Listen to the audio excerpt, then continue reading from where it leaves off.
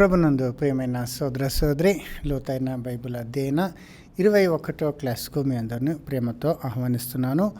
మనము గత కొన్ని క్లాసెస్ నుండి రక్షణ గురించి మనము చూసుకొని వస్తున్నాము. రక్షణలో 3 ముఖ్యమైన అంశాలు: యేసు ఎలా రక్షిస్తారు, యేసు ఎవరిని రక్షిస్తారు, మరి యేసు ఎప్పుడు రక్షిస్తారు అనే విషయంలో, యేసు ఎప్పుడు రక్షిస్తారు అనే దాంట్లో మొదటి భాగము మనము లాస్ట్ క్లాస్లో చూసుకున్నాము. ఈరోజు దాని రెండో భాగము ఇప్పుడు చూసుకుందాము. సో యేసు ఎప్పుడు రక్షిస్తారు అని మనము లాస్ట్ క్లాస్లో చూసినప్పుడు, దానికని దేవుడు ఒక యుక్త కాలంని పెట్టి ఉన్నాడు.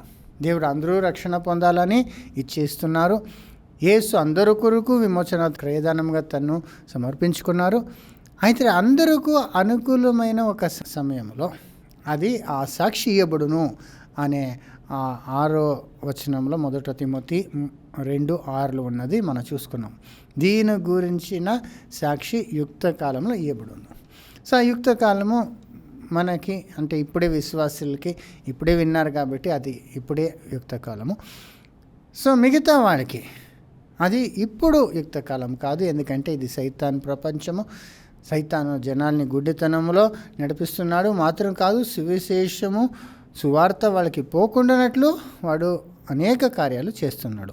మాత్రం కాదు, అనేకులు యేసు వచ్చి జీవముని ఇచ్చేక ముందరే చనిపోయారు, తెలియక చనిపోయారు. సో వాళ్ళందరికీ లోకముకి ఒక కాలంని పెట్టున్నారు. ఆ కాలం ఎప్పుడంటే యేసు రెండవ రాకడలని మనము చూసుకున్నాము.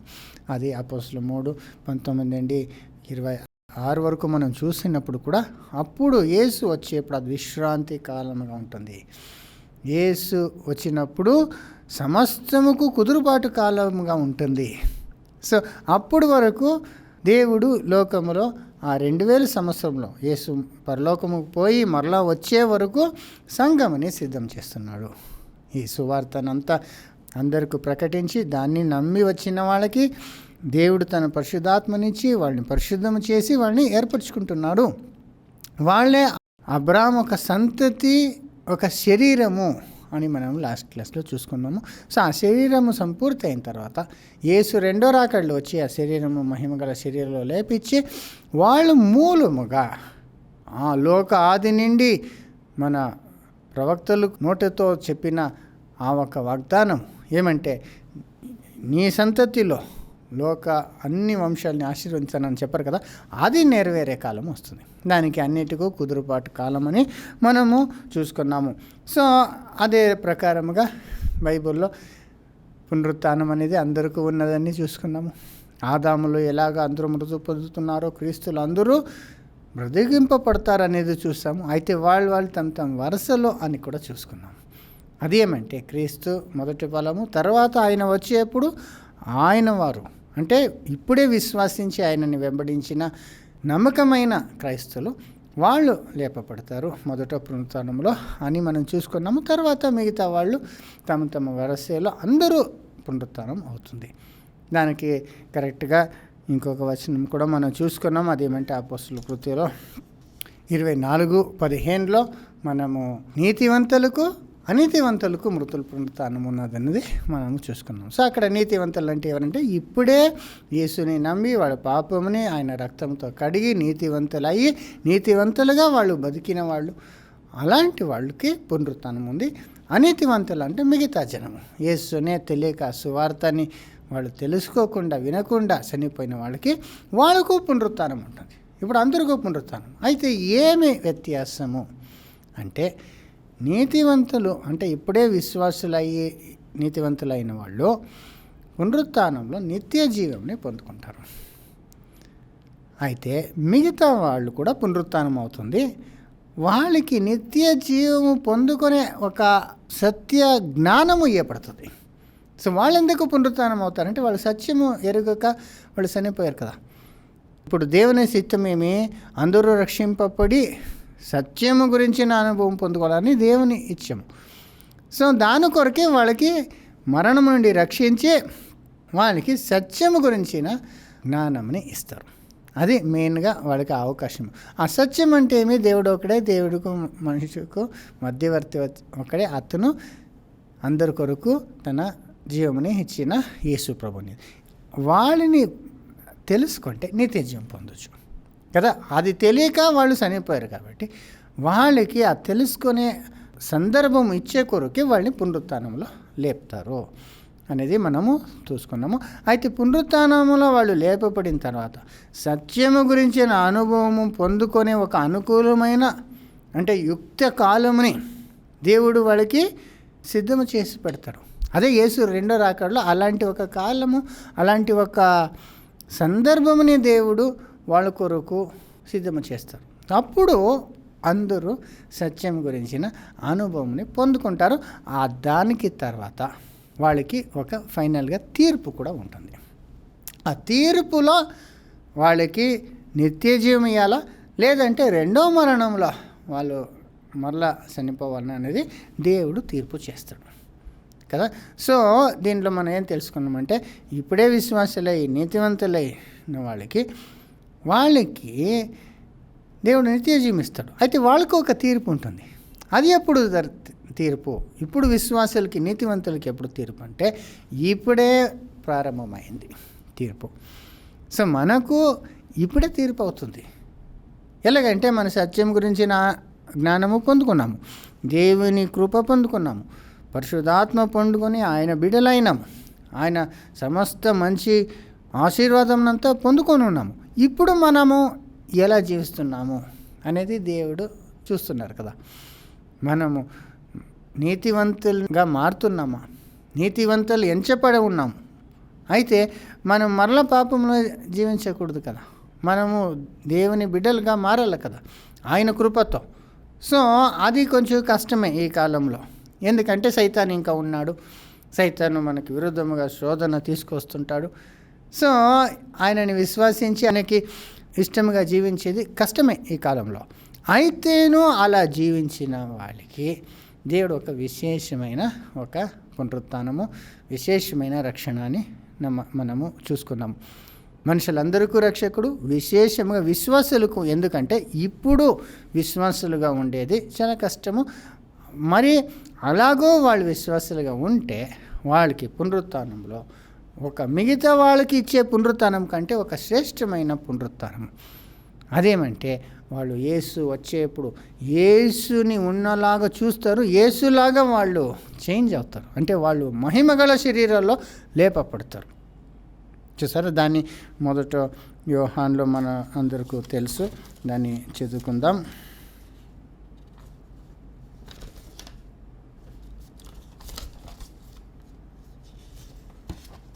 మూడో అధ్యాయము 2వ వచనము. మొదట యోహాను 3:2. ప్రియులారా, ఇప్పుడు మనము దేవుని పిల్లలమై ఉన్నాము.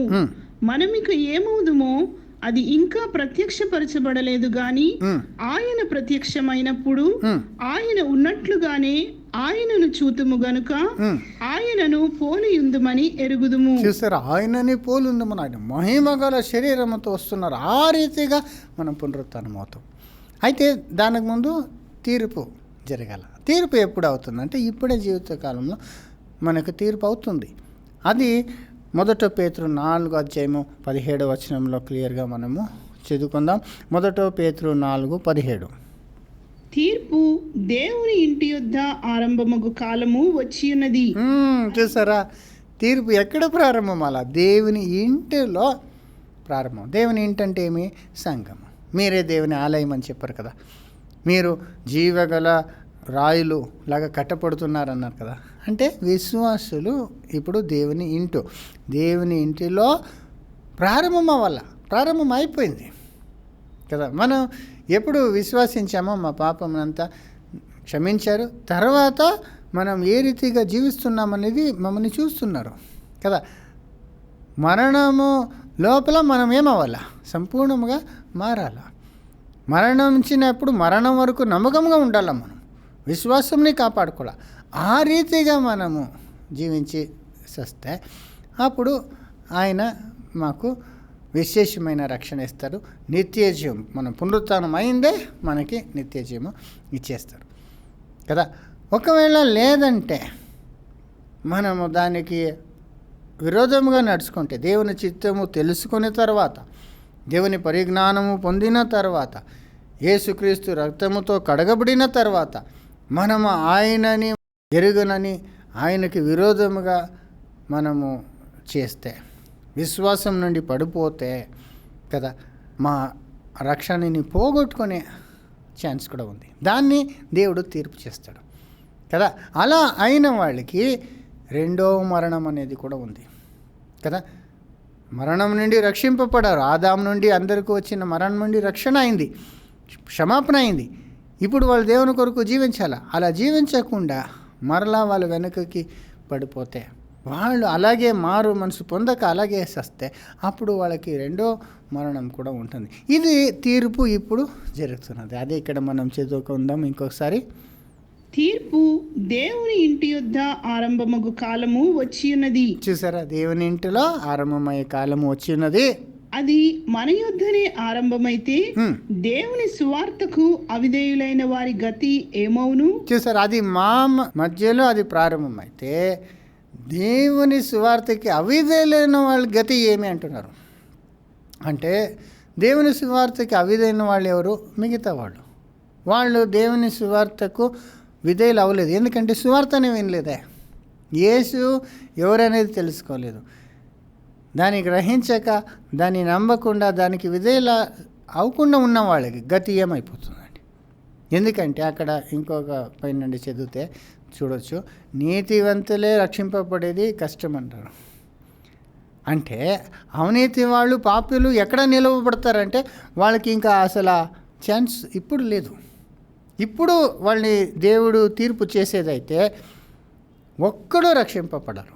వాళ్ళ ముందు దేవుడి ముందు నిలవలేడు. ఇదే మన గత క్లాసెస్లో మనం క్లియర్గా చూసుకున్నాం. యూదులైతే ఏమి, అన్యులైతే ఏమి, అందరూ పాపం చేసి ఉన్నారు. ఎవరు నీతివంతులు లేదు. కాబట్టి వాళ్ళకి ఇప్పుడు ప్రారంభమైతే వాళ్ళకి అస్సలు ఛాన్స్ లేదు. అయితే వాళ్ళకి ఇప్పుడు తీర్పు లేదు. ఎందుకంటే వాళ్ళు ఇంకా సువార్తని వినలేదే. మరి వాళ్ళు ఇంకా మొదటో తీర్పులోనే ఇంకా ఉన్నారు. ఆ తీర్పు నుండి విడుదలనే పొందలేదు. అయితే మనమైతే విశ్వాసులు, ఆదాము పైన దేవుడిచ్చిన ఆ తీర్పు, శాపం నుండి మాకు విడుదలైంది. క్రీస్తుని విశ్వసించేప్పుడు దాని నుండి విడుదల అయ్యి ఇప్పుడు మాకి దేవుడు ఆ ఛాన్స్ ఇచ్చాడు. మారో మనసు పొంది నిత్య జీవం పొందుకునే ఛాన్స్ ఇప్పుడు ఇచ్చాడు కదా. ఇప్పుడు మనకు తీర్పు అవుతుంది ఇండివిజువల్గా, వైయక్తికంగా.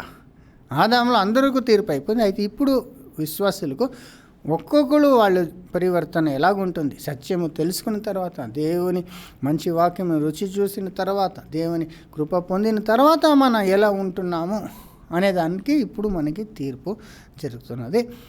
సో పునరుత్థానం అయ్యేప్పుడు నీతివంతులకి వాళ్ళకి నిత్య జీవం ఇచ్చేస్తారు, మహిమగల శరీరము ఇస్తారు. మరలా వాళ్ళకి తర్వాత తీర్పు లేదు. వాళ్ళకంటే మనకి ఇప్పుడు తీర్పులో ఉన్నాము కాబట్టి, ఇప్పుడే దేవుడు మమ్మల్ని టెస్ట్ చేస్తున్నాడు కాబట్టి, మనము ఇప్పుడు జయిస్తే, మరణం వరకు నమ్మకంగా మనం ఉంటే తర్వాత మనకు ఇంకా ఒక తీర్పు లేదండి. ఎందుకంటే మనము ఇప్పుడే తీర్పు అయ్యాం కాబట్టి, మనం నీతివంతులని, నమ్మకం వాళ్ళ ఉన్నామని ఇప్పుడే ప్రూవ్ చేసేస్తాం దేవునికి ముందు. మన ప్రేమ, మన విశ్వాసం ఎలాంటిదని మా జీవిత కాలంలో మనము జీవించి దేవునికి ప్రియులుగా ఉన్నాము కాబట్టి మరలా మాకు తీర్పు ఉండదు. అయితే మనము లోకముకి తీర్పు చేస్తున్నాము కదా. లోకముకు మాత్రం కాదు, దేవదూతలకు తీర్పు చేయే అధికారము పొందుకుంటున్నాము. అది ఎంత క్లియర్గా 1 కొరింథీ 6:2 మనము చూసుకోవచ్చు. 1 కొరింథీ 6:2. పరిశుద్ధులు లోకమునకు తీర్పు తీర్చుదురని మీరు ఎరుగరా? మీ వలన లోకమునకు తీర్పు జరగవలసి ఉండగా మిక్కిలి అల్పమైన సంగతులను గూర్చి తీర్పు తీర్చుటకు మీకు యోగ్యత లేదా? చూసారా, పరిశుద్ధులు లోకముకి తీర్పు చేయబోతున్నారంట. మళ్ళీ చదవండి. పరిశుద్ధులు లోకమునకు తీర్పు తీర్చుదురని మీరు ఎరుగరా? మీ వలన లోకమునకు తీర్పు జరగవలసి ఉండగా. చూసారా, అంటే మీ వలన లోకముకి తీర్పు జరగవలసి ఉంది. అలా ఉన్నప్పుడు మీరు తీర్పు చేయలేకపోతున్నారు ఎలాగని అంటే లోకముకి తీర్పు చేస్తారు సంఘం కదా. ఎందుకంటే వాళ్ళకి ఇప్పుడే తీర్పు అయిపోయింది కాబట్టి. అక్కడ మీరు చదివితే దేవదూతలకు తీర్పు చేస్తారని కూడా ఉంది కదా. దేవదూతలకి తీర్పు అంటే పరలోకం పోయి అక్కడున్న దూతలకు అంతా తీర్పు చేసేది కాదు. పరలోకం నుండి పడిపోయిన కొన్ని దూతలు ఉన్నారు కదా, నోవా కాలంలో అవిధేయులైన ఆత్మలు, వాళ్ళకి ఫైనల్ తీర్పు సంఘము చేయాల. అలాంటి అధికారాన్ని పొందుకుంటారు. సో సోదర సోదరి, ఇప్పుడు చూడండి, తీర్పు మనకు, సంఘముకు అంటే విశ్వాసులకు, ఇప్పుడు యేసుని ఎరిగిన వాళ్ళకి, సత్యము తెలుసుకున్న వాళ్ళకి ఇప్పుడే మనకి తీర్పు. తర్వాత మనము లోకముని తీర్పు చేయబోతున్నాము. లోకముకి ఇప్పుడు తీర్పు కాదు, ఎందుకంటే వాళ్ళు సత్యముని ఎరగలేదు. వాళ్ళు మొదట తీర్పు కిందనే ఇంకా ఉన్నారు. ఎలాగంటే లోకముకే ఒక మనిషి ద్వారా తీర్పు అయిపోయింది కదా. అదే మనం గత క్లాసెస్లో చూసుకొని వచ్చినప్పుడు, ఒక్క మనిషి చేసిన అపరాధము నిమిత్తము అందరూ శపింపబడారు, అందరికీ దేవుని న్యాయమైన తీర్పు వచ్చేసింది కదా. ఆదాములాగా పాపము చేయక ఉన్న వాళ్ళ పైన కూడా మరణము ఏలింది కదా. ఏమి ఇచ్చింది దేవుడు పాపం చేసినప్పుడు తీర్పు? మరణము. పాపం యొక్క జీతము మరణము. నువ్వు మన్నుకి మట్టికి తిరుగు అని దేవుడు చెప్పేశారు కదా. ఆ తీర్పు లోపలనే ఈ లోకం అంతా అలాగే ఉంది. పుడుతున్నారు, ఆ తీర్పు వాళ్ళపైన వస్తుంది. వాళ్ళ పాపం చేయకుండా ఉంటేనూ చేస్తారు, పాపం చేస్తే ఇంకా త్వరగా చచ్చిపోతారు కదా.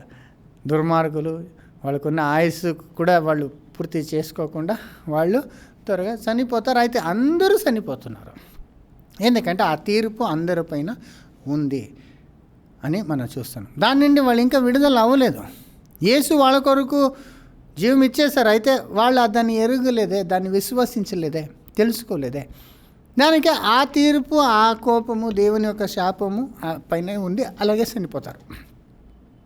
ఇప్పుడు అట్టి వారికి దేవుడు పునరుత్థానము చేస్తున్నారంటే వాళ్ళకి జీవం పొందుకోనికి ఇంకొక అవకాశం ఇస్తున్నాడు అని అర్థము. ఇప్పుడు క్రైస్తులు అందరికీ పునరుత్థానం ఉందనే విషయము క్లియర్గా తెలుసుకోలేదు.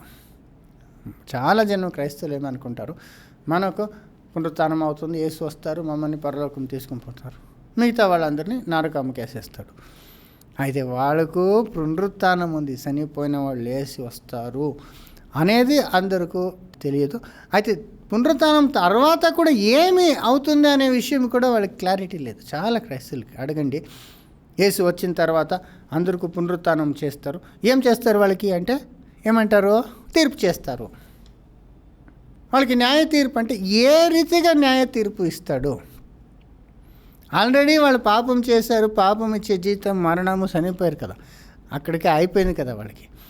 ఇప్పుడు మరలా వాళ్ళని తీర్పు చేస్తారంటే ఏమంటే చాలా జనము అర్థం చేసుకునేది ఎలాగంటే, వాళ్ళందరినీ పునరుత్థానంలో లేపించి వాళ్ళందరికీ వాళ్ళు చేసిన పాపముకి తీర్పు చేస్తాడని. ప్రకటనలో ఒక వచనం ఉంది కదా, దాన్ని కరెక్ట్గా తెలుసుకోకుండా ఏమనేస్తారంటే, లిటరల్గా ఏ రీతిగా ఎక్స్ప్లెయిన్ చేస్తారంటే, వాళ్ళు చేసిన పాపం, పుట్టినప్పటి నుండి చేసిన పాపం అంతా దేవుడు నోట్ చేసుకొని దాన్ని చెప్పి వాళ్ళకి తీర్పిస్తాడు అని కదా. సో ఇప్పుడు ప్రకటనలో ఆ వచనం చదువుకుందాము, 20 అధ్యాయము 11-12 వచనము. మరియు ధవళమైన మహాసింహాసనమును దాని యందు ఆసీనుడై ఉన్న ఒకనిని చూచితిని. భూమి ఆకాశములు ఆయన సముఖము నుండి పారిపోయెను, వాటికి నిలువ చోటు కనబడకపోయెను. చూస్తారా, అంటే ఇప్పుడున్న భూమి ఆకాశము పోయింది, సింహాసనం మీద అతను కూర్చుని ఉన్నాడు. తర్వాత మరియు గొప్పవారేమి కొద్దివారేమి మృతులైన వారందరూ ఆ సింహాసనం ఎదుట నిలవబడి ఉండుట చూచితిని. అప్పుడు గ్రంథములు విప్పబడెను, మరియు జీవ గ్రంథమును వేరొక గ్రంథము విప్పబడెను. ఆ గ్రంథముల యందు వ్రాయబడి ఉన్న వాటిని బట్టి తమ క్రియల చొప్పున మృతులు తీర్పు పొందిరి. చూసారా, ఇది ఉంది కదా, దాని గ్రంథములు తెరబడి దానిలో రాసిన ప్రకారంగా వాళ్ళకు తీర్పు జరుగుతుందని. దాన్ని వీళ్ళు ఎలా అర్థం చేసుకుంటుంటే, ఆ గ్రంథం అంటే వాళ్ళు చేసిన పాపం ఒక రికార్డ్ బుక్కు. వాళ్ళు జీవితకాలంలో ఎన్ని అబద్ధాలు చెప్పారు, ఎంత మోసం చేశారు, ఎంత దొంగతనం చేశారు, ఒక్కొక్క పాపముని రాసిపెట్టి ఉన్నారు. దాన్ని బట్టి వాళ్ళకి చదివి చూపించి వాళ్ళకి నరకంలో తోసేస్తాడని. ఇదే కదా కొన్ని వీడియోస్లు అంతా చూస్తున్నాం కదా. లాక్కొని వస్తారు, వచ్చి చెప్పి వాళ్ళు చేసిన పాపం అంతా చెప్పి వాళ్ళని నరకంకి వేసేస్తారు. సో ఈ రీతిగా ఉంటే వాళ్ళు చేసిన పాపంకంతా వాళ్ళకి శిక్ష ఇచ్చేదైతే యేసు వాళ్ళ పాపం కొరకు ఎందుకు సిలువలో మరణించాలా? వాళ్ళ కొరకు లోక పాపముని మోసుకొని పోయి ఆయన సిలువలో మరణం అనుభవించింది ఎందుకొరకు? అప్పుడు ఏం ప్రయోజనం వాళ్ళకి? అర్థం ఉందా? వాళ్ళ పాపంకి వాళ్ళకే ఇక్కడ పనిష్మెంట్ ఇచ్చేదైతే యేసుని ఎందుకు పనిష్ చేశారు? యేసులో పాపం లేదు కదా, ఆయన ఒక్క పాపము చేయలేదు కదా. ఎందుకు ఆయనని దేవుడు సిలువలో మరణించేలాగా చేశాడు? ఎందుకు? నీతివంతుడు ఎందుకు అక్కడ అంత ఘోరమైన మరణాన్ని అనుభవిస్తున్నారు? అది ఆయన పాపం కొరకు కాదు కదా, లోక పాపం కొరకు కదా. ఆదాముకి బదులుగా ఈ రెండు ఆదాముకి వచ్చి అందరూ పాపం కొరకు తను ఆయన విమోచన క్రయదానముగా ఈడు బలి ఇచ్చింది. అప్పుడు ఆయన లోకం కొరకు, లోక పాపం కొరకు ఆయన అక్కడ దేవుని యొక్క న్యాయమైన తీర్పుని అక్కడ పొందుకున్నప్పుడు మరలా లోకముని పోయి మీరు చేసిన పాపంకంతా మీకు దండన ఇస్తానంటే అర్థం ఉందా? ఆలోచన చేయండి. ఇప్పుడు కొన్ని కంట్రీస్లో ఇప్పుడు కూడా పాత నిబంధనలో చెప్పిన ప్రకారముగా ఈ చవక డబ్బా మరి కొట్టేది, చేతులు కట్ చేసేది పాత నిబంధన కాలంలో ఉండింది. అలాగే ఇప్పుడు కూడా ముస్లిం కంట్రీస్లో కొన్ని చేస్తుంటారు.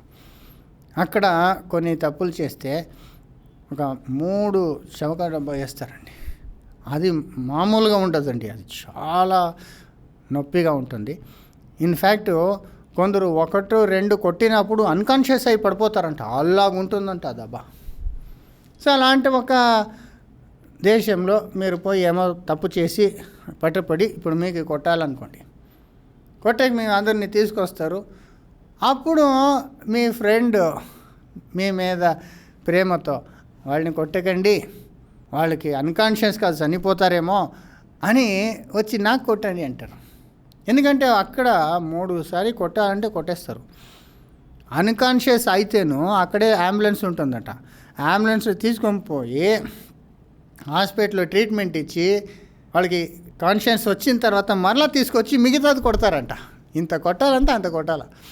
సో అలాంటి పరిస్థితిలో మీ యొక్క ఫ్రెండ్ వచ్చి ఈయనకి తెలీదు, ఈయన ఏమో తప్పు చేశారు, ఆయన కొరకు నాకు కొట్టండి అని వచ్చి ఆయన 3 చెమట డబ్బా ఆయన అనుభవిస్తాడు. సో ఆయనని కొట్టేసిన తర్వాత మరలా మిమ్మల్ని కొడతానంటే అది ఏమన్నా న్యాయమా? ఆయన తప్పు చేయకుండా వాడు మీ ఫ్రెండ్ కొరకు, ఆ ఫ్రెండు ఆ ఒక డబ్బాని తినిన తర్వాత ఇంకా వీళ్ళని వదిలేయాలి కదా మిమ్మల్ని. మీకు కొడతానంటే వాళ్ళకి ఎందుకు కొట్టారు? వాళ్ళకి అన్యాయం అయింది కదా, వాళ్ళకి కొట్టింది అన్యాయం అయిపోయింది కదా. అప్పుడు అందరు చేసిన పాపం కొరకు యేసుని కొట్టేశారు. యేసుకి కొట్టారు కదా, డబ్బా కొట్టారు, ఉమ్మారు, ఆయన పైన ఆయనకి హింస ఇచ్చారు, కొట్టి ఆయన లాకం పోయి సిలువలేసి చంపేశారు కదా. దేని కొరకు? ఆయన పాపమా? లేదే, లోక పాపం కొరకు ఆయన బలి అయ్యారు కదా. బైబిల్లో ఉంది కదా, మన దోషము ఆయన మీద పడింది, ఆయన పడిన ఆ డబ్బుల మూలంగా మనకు స్వస్థత కలిగినంతా మనం చూస్తాం కదా. మన పనిష్మెంట్ ఆయన తీసుకున్నారు కదా. అదే కదా దేవుని ఒక ప్రేమ.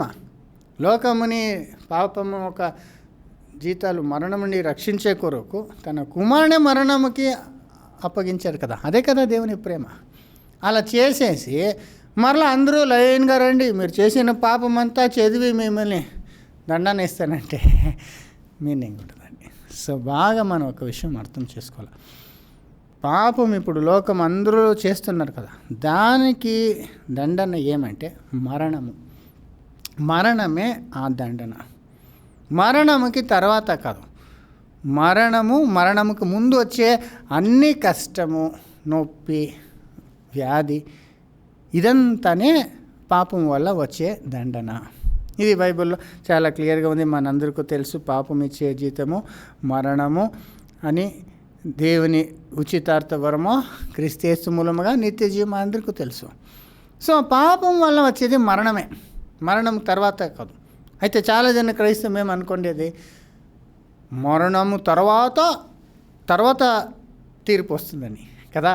మరణమే తీర్పు అండి. దేవుడు ఆదాముకి పాపము చేయొద్దని చెప్పారు, చేస్తే ఏమవుతుందన్నారు? నువ్వు తినొద్దు, తింటే సస్తావన్నాడు. తినదినములో నిశ్చయంగా సచ్చుదువు అన్నారు. తర్వాత ఏమన్నా చెప్పారా? సచ్చి తర్వాత వేరే ఏమైనా అక్కడ చెప్పారా? లేదే. నువ్వు మట్టికి పోతావా, మట్టి నుండి నేను చేస్తాను, మళ్ళీ మట్టి అయిపోతావు, అంతే కదా చెప్పింది. మరణమే అండి తీర్పు. పాపముకి జీతము మరణమే. మరణం తర్వాత కాదు, మరణకి మించినది ఏమీ లేదు, మరణమే. బైబిల్లో రోమా 1వ అధ్యాయంలో ఎలాగ మనుషులు దేవుని ఎరిగి ఉన్నప్పుడు కూడా దేవుని మహిమపరచక దేవుని విడిచేసి పోయారు. అప్పుడు వాళ్ళు అన్ని రకాలమైన అశుద్ధ కార్యము చేసుకొని పోయేదానికి దేవుడు వాళ్ళని వదిలేశారు అని చెప్పి అంతా చూసుకొని వచ్చినప్పుడు వాళ్ళు చేసే పాపం అంతా డిఫరెంట్ టైప్ ఆఫ్ పాపాలు ఉంది కదా. అదంతా ఒక లిస్టు అక్కడ కేటగరైజ్ చేశారు. ఒక 22 పాపాలని అక్కడ లిస్ట్ చేశారండి.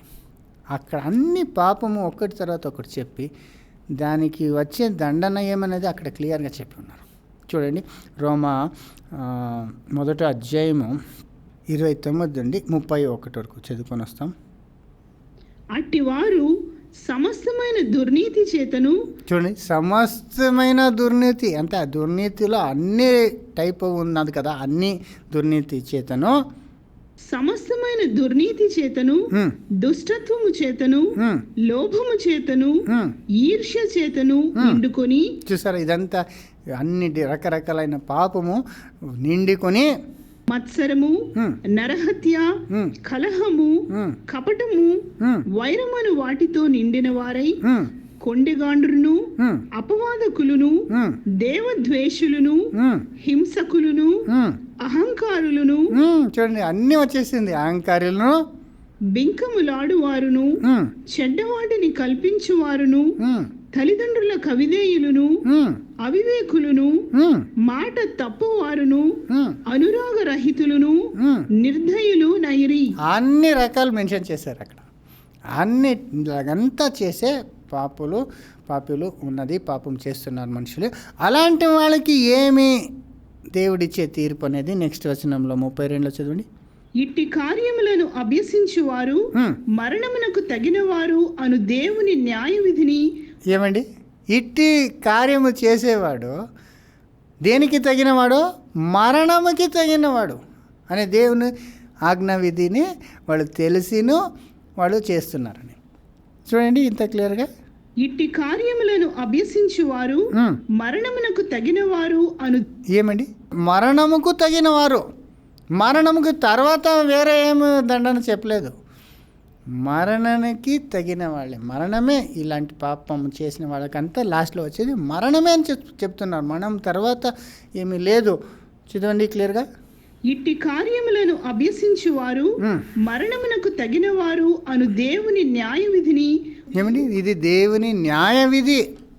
అదే కదా తీర్పు. న్యాయ తీర్పు అంటే అదే తీర్పు.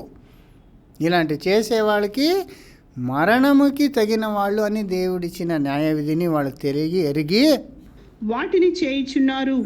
ఇది మాత్రమే గాక వాటిని అభ్యసించు వారితో సంతోషముగా సమ్మతించుచున్నారు. సో వాళ్ళు చేస్తున్నారు, వాళ్ళు చేస్తున్న వాళ్ళతో వీళ్ళు సంతోషపడుతున్నారు. అయితే వీళ్ళందరికీ వచ్చేది దేవుని ఆజ్ఞ మరణము. మరణానికి తగిన వాళ్ళు ఉన్నారు.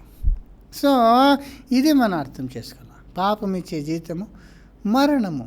రోమా 6:23. మరణమే ఆ ఒక జీతము.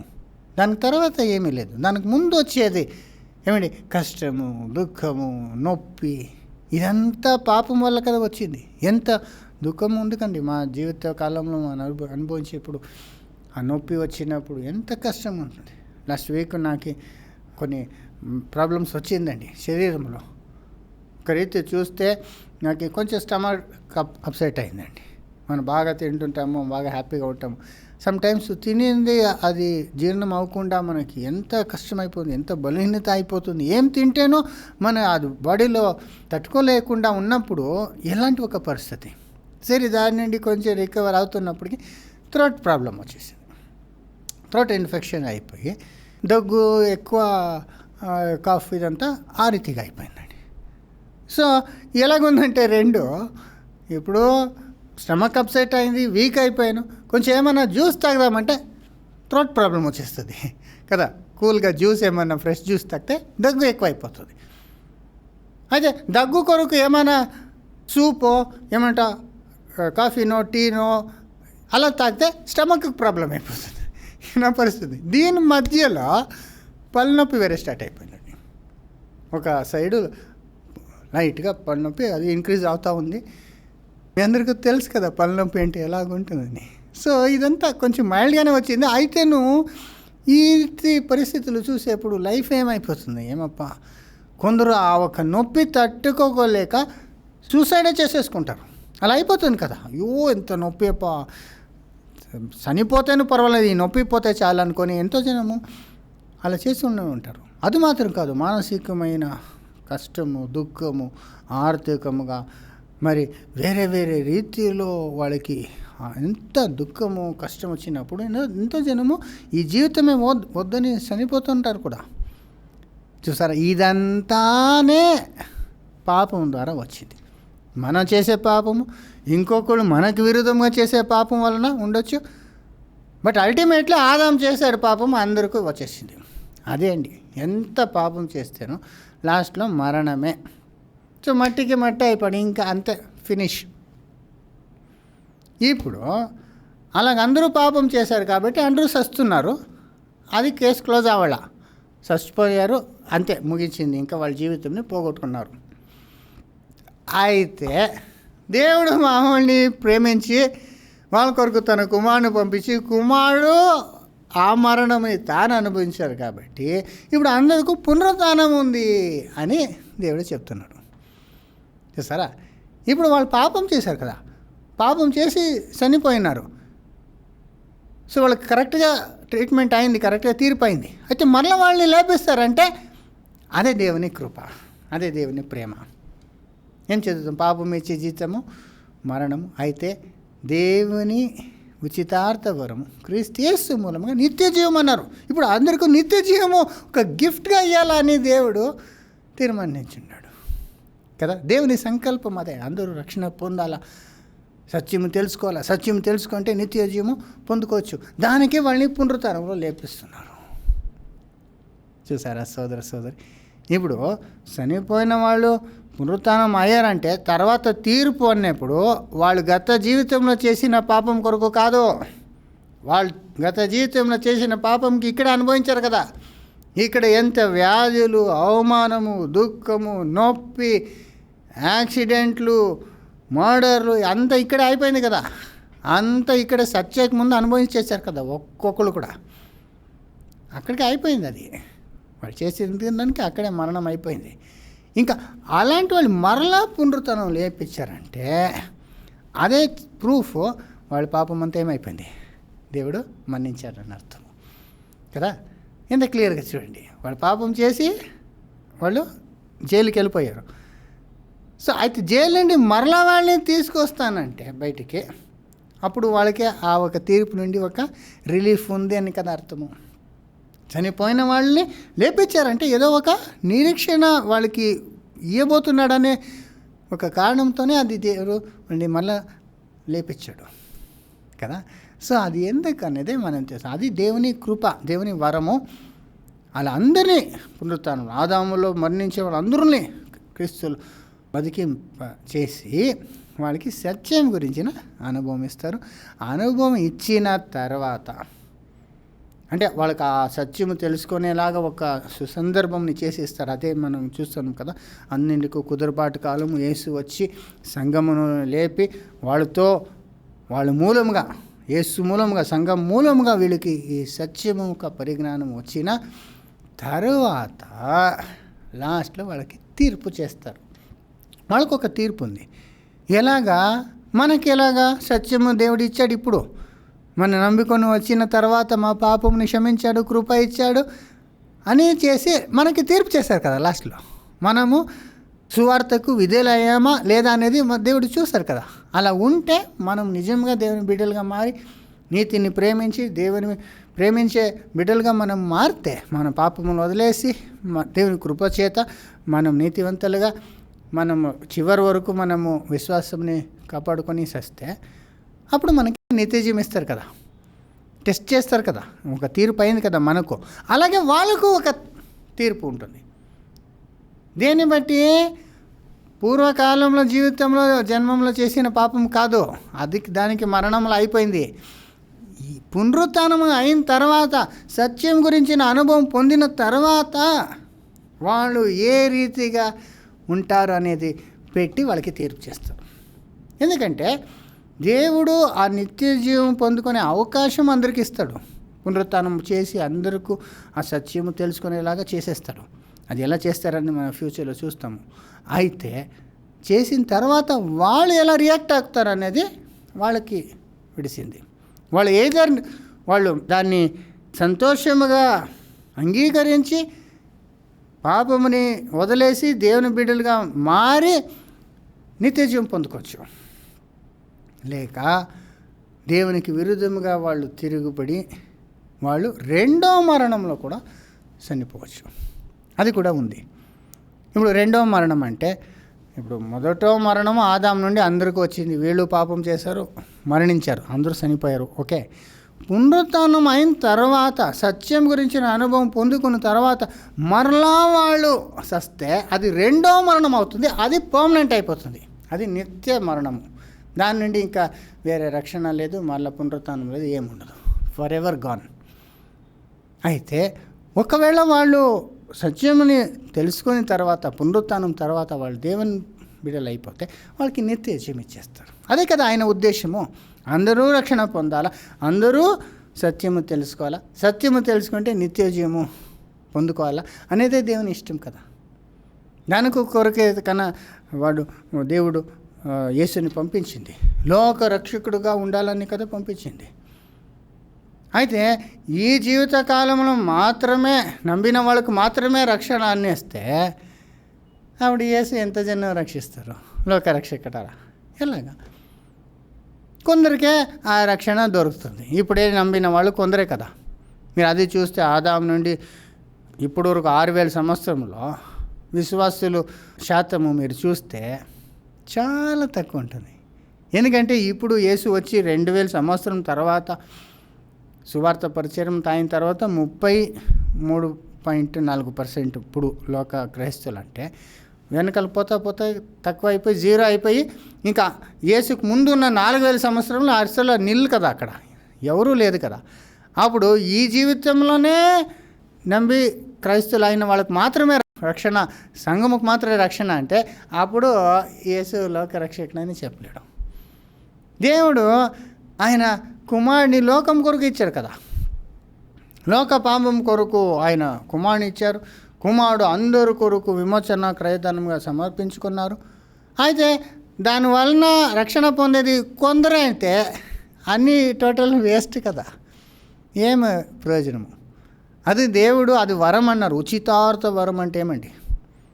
Free gift. నిత్యజీవం అనేది ఫ్రీగా ఇస్తున్నారు. అప్పుడు ఎవరికూ ఇవ్వాల్సిన అవసరం లేదు. అందరూ పాపం చేశారు కాబట్టి అందరూ చచ్చిపో ఉండాలి, మట్టిలో ఉండాలి.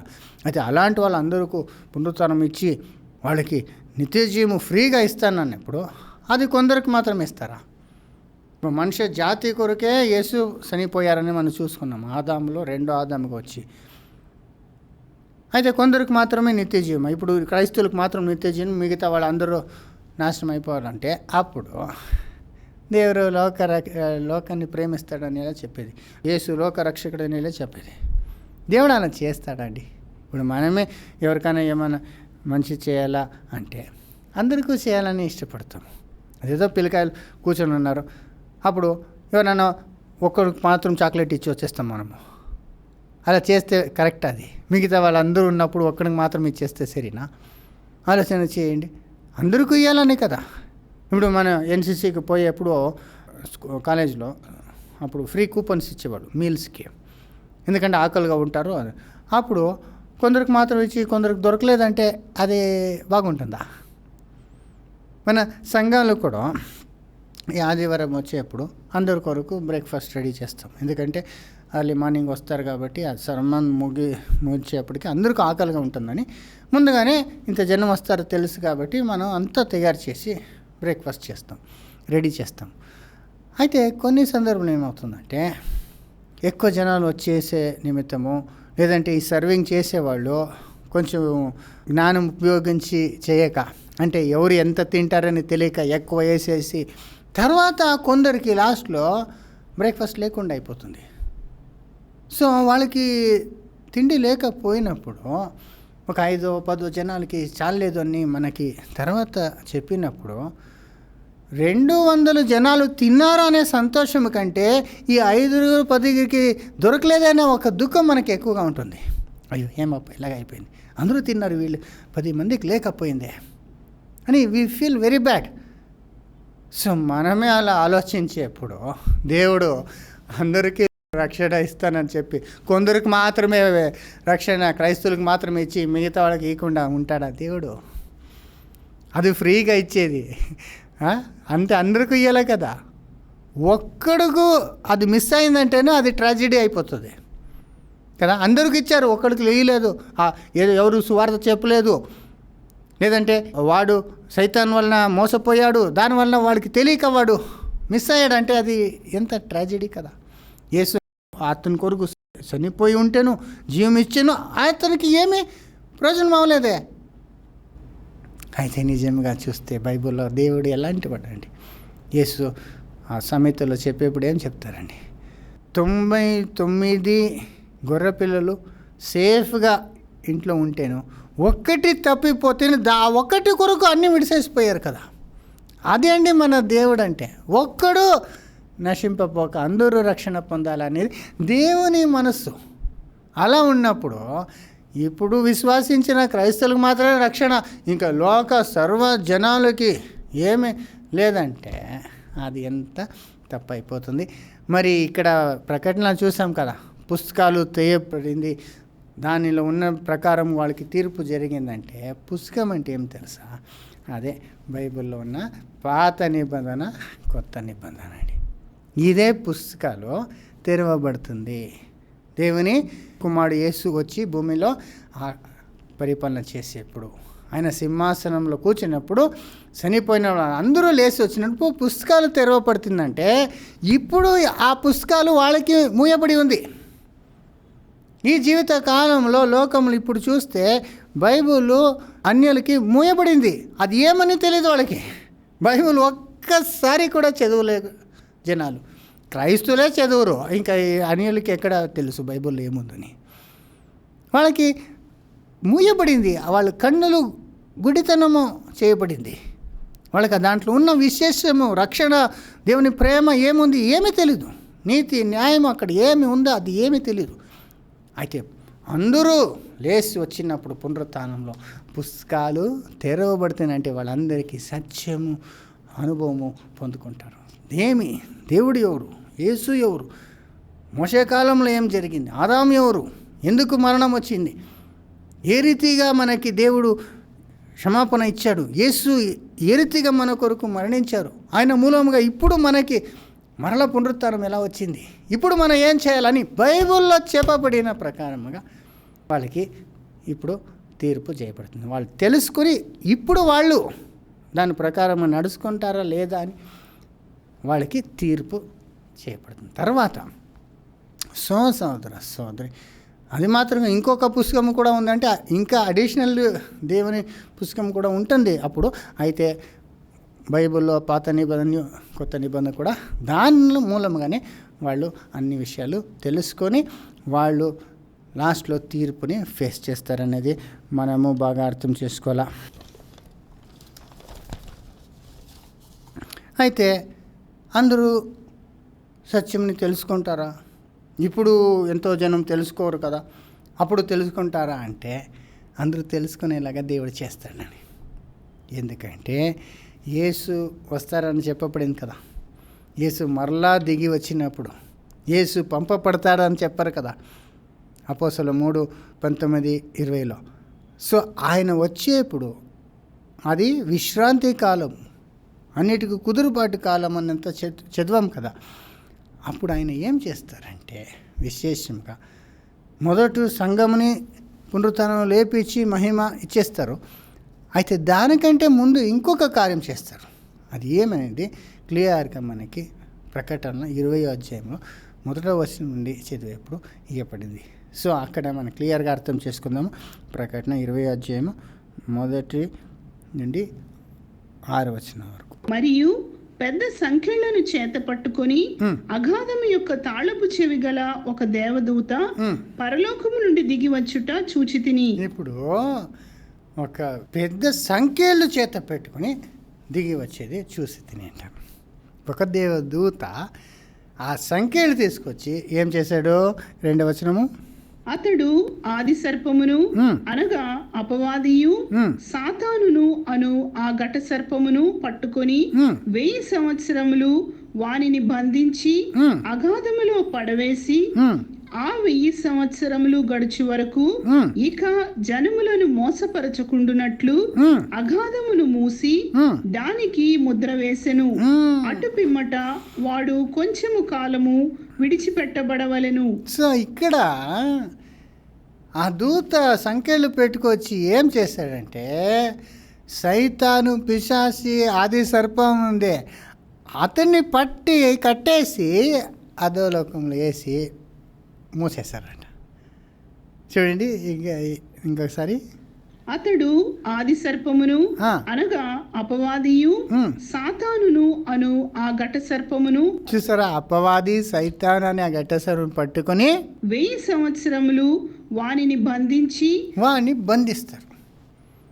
1000 సంవత్సరము బంధిస్తారంటే ఇది ఎప్పుడు అంటే యేసు 2వ రాకడ. ఆ పైనుండి ఒక దూత సంఖ్యలు పెట్టుకొని వచ్చారు. సైతాన్నే కట్టే దూత అంటే ఎంత సైతాన్ కంటే బలిష్ఠుడిగా ఉండాలి. అది ఎవరంటే మన ప్రభు అయిన యేసుక్రీస్తునే. ఇప్పుడు యేసు దూత అన్న చెప్పొచ్చా అంటే బైబిల్లో అలాగే చెప్పబడిందండి. ఆయన దిగి వస్తాడని మనం లాస్ట్ టైం చదివాం కదా తెస్సలోనికల. ఎలాగొస్తాడు చూడండి.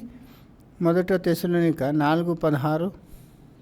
ఆర్భాటముతోను ప్రధాన దూత శబ్దముతోను దేవుని బూరతోను పరలోకము నుండి ప్రభువు దిగి వచ్చును. చూసారా, ప్రభు ఎలా దిగి వస్తారు? ఆర్భాటముతోను ప్రధాన దూత శబ్దముతోను ప్రభు దిగి వస్తారంట.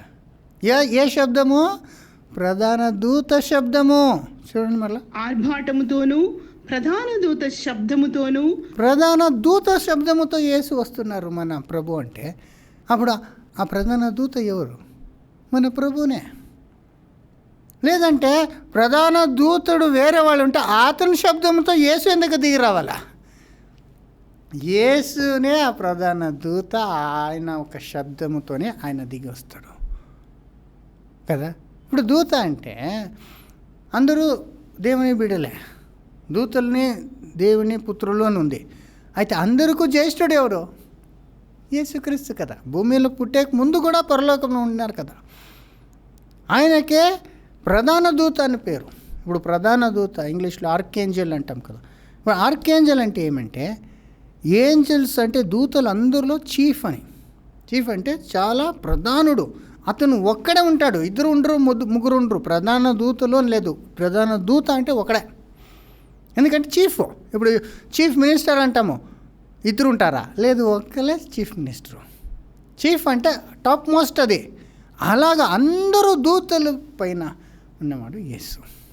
బైబిల్ హెబ్రీ 1వ అధ్యాయంలో ఉంది కదా, దూతల కంటే ఎంతో ఎక్కువగా చేయబడిన యేసు అని ఉంది కదా. అదే నీ ప్రధాన దూత అంటే అందరికి పైన ఉన్నారు, మనుషుల పైన మాత్రం కాదు, దూతలకి పైన యేసు ఉన్నారు.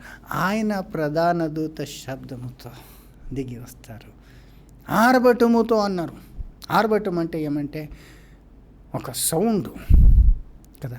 సౌండ్ అనేప్పుడు మనం బైబిల్లో మృగాల్లో చూసినప్పుడు అన్ని మృగాలు చాలా సౌండ్ ఇచ్చే మృగం ఏదంటే సింహము కదా. పేతురులో సైతాన్ను ఏమన్నారు? గర్జించే సింహం అన్నారు. ఆ సింహము చాలా లౌడ్గా గర్జించేప్పుడు అది ఎంతో దూరం వరకు ఆ సౌండ్ వినపడుతుంది. ఆ సౌండ్ వినపడినప్పుడు అన్ని మృగాలు పరిగెత్తుకొని పోతుంది, భయపడిపోతుంది. సింహం వచ్చిందంటే ఆ ఒక ప్రజెన్స్, ఆ ఒక శబ్దంలో తెలుస్తుందండి. సో అలాగా లోకములో ఈ 6000 సంవత్సరం నుండి గర్జించే సింహములాగా ఉన్నాడు ఎవరు? సైతాను. అయితే యేసు కూడా ఒక శబ్దముతో, ఆర్భటముతో, అంటే యేసు ఒక శబ్దం ఇంకా ఎంత భయంకరంగా ఉంటుంది ఆలోచన చేయండి. నేను ఫేస్బుక్లో మొన్న చూశాను, ఏమంటే who will scream the loudest అని, అంటే ఎవరు చాలా గట్టిగా అరుస్తారనేది. అలా చూసినప్పుడు గర్జించే సైతాను అంత గర్జించేప్పుడు ఆయన కంటే గొప్పవాడు ప్రధాన దూతుడు, ఆయన శబ్దం ఎలాగుంటుందండి? ఆయన వచ్చి గర్జించినప్పుడు సైతాను భయపడి ఏమైపోవాలా? పారిపోవాలా? అలాగా ఈ సింహములంతా అలాగే కదా. ఈ యొక్క సింహం ఉంటుంది, అది ప్రైడ్, అంటే ఆ ఒక గుంపుకి అది హెడ్గా ఒక సింహం ఉంటుందండి. ఆల్ఫా మేల్ అంటాం కదా, అదే అంతా కంట్రోల్ చేస్తుంటుంది. అయితే కొంచెం కాలం తర్వాత బలమైన అయిపోతుంది, వయసు అయిన తర్వాత ఇంకొక సింహం వచ్చి దానికంటే బలమైనది దాన్ని వచ్చి దాన్ని నాశనం చేసి అది ఏమవుతుంది? టేక్ ఓవర్ చేస్తుంది. ఆ రీతిగా యేసు ప్రభు యూదాకుల సింహము అని బైబిల్లో చెప్పబడింది. యూదా గోత్ర సింహము యేసు. ఆయన రెండోసారి ఆ రీతిగా వస్తారు. మొదటోసారి వచ్చేప్పుడు గొర్రెపిల్లలాగా వచ్చారండి జీవమునిచ్చుటకు. రెండోసారి అలాగే వస్తారా? లేదు, గర్జించే సింహము, ఆర్భటించే సింహములాగా అతను దిగి వస్తారు. అదేనే ప్రకటనలో కూడా చెప్పింది. ఒక దూత, అంటే ప్రధాన దూత సంఖ్యలు పెట్టుకుని వచ్చి కట్టేశారంటే సైతాన్ని కట్టేస్తారు. ఇప్పుడు ఇంతకాలము సైతాను తిరిగాడుతున్నాడు, గర్జించుకొని మోసము చేసుకుని జనాలందరినీ నాశనం చేస్తున్నాడు కదా. ఇప్పుడే దేవుడు అందరూ రక్షింపబడాలంటే ఎందుకు సైతాన్ని ఏమి చేయలేదని మనము అడిగాము కదా ఇదివరకు. అందరూ రక్షణ పొందాలంటే సైతాన్ని దానికి అభ్యర్థన చేసుకొని వాళ్ళకి విరోధముగా, దేవుని బిడ్డలకు విరోధముగా ఎంతో కార్యాలు చేస్తున్నాడే, ఎందుకు దేవుడు సైతాన్ని వదిలేశాడు అని మనం ఎన్నోసారి అనుకుంటాం కదా. అది ఎందుకంటే ఇప్పుడు ఈ ప్రస్తుత కాలంలో, ఈ సైతాను ఉన్న కాలంలోనే సంఘముని ఏం చేస్తున్నారు? ఇప్పుడు సిద్ధం చేస్తున్నారు. వాళ్ళు నిజంగా దేవుని ప్రేమిస్తున్నారు, ఆ సైతాన్ని ఎంత శోధన తీసుకొస్తేనో వాళ్ళు నమ్మకంగా ఉన్నారని వాళ్ళకి టెస్ట్ అవుతుంది. ఇప్పుడు లోకమునికి రక్షణ చేయాలని దేవుని ఉద్దేశం లేదు. ఉండింటే అది ఫెయిలియర్ అయిపోయింది. ఎందుకంటే 2000 సంవత్సరం నుండి అపోస్తల కాలం నుండి సువార్త చెప్పి ఇప్పుడు ఎంతో దేశంలో 1% కూడా లేదు. అంటే ఫెయిలియర్ అయినట్లు కదా, సైతానే సక్సెస్ అయినట్లు కదా. అయితే దేవుడు ఇప్పుడు లోకముని రక్షించాలనే ప్రయత్నము, ఉద్దేశము పెట్టుకోలేదు. ఇప్పుడు సంఘముని ఏర్పరచుకోవాలా, సంఘముని ఆయన పరిశుద్ధం చేయాలనే ఒక ఉద్దేశమే ఇప్పుడు ఉండేది. అయితే యేసు రెండో రాకడలో ఆయన ఏం చేస్తారు? లోకమును అందరినీ పునరుత్థానం లేపిస్తారు కాబట్టి అప్పుడు ఎవరు ఉండకూడదు?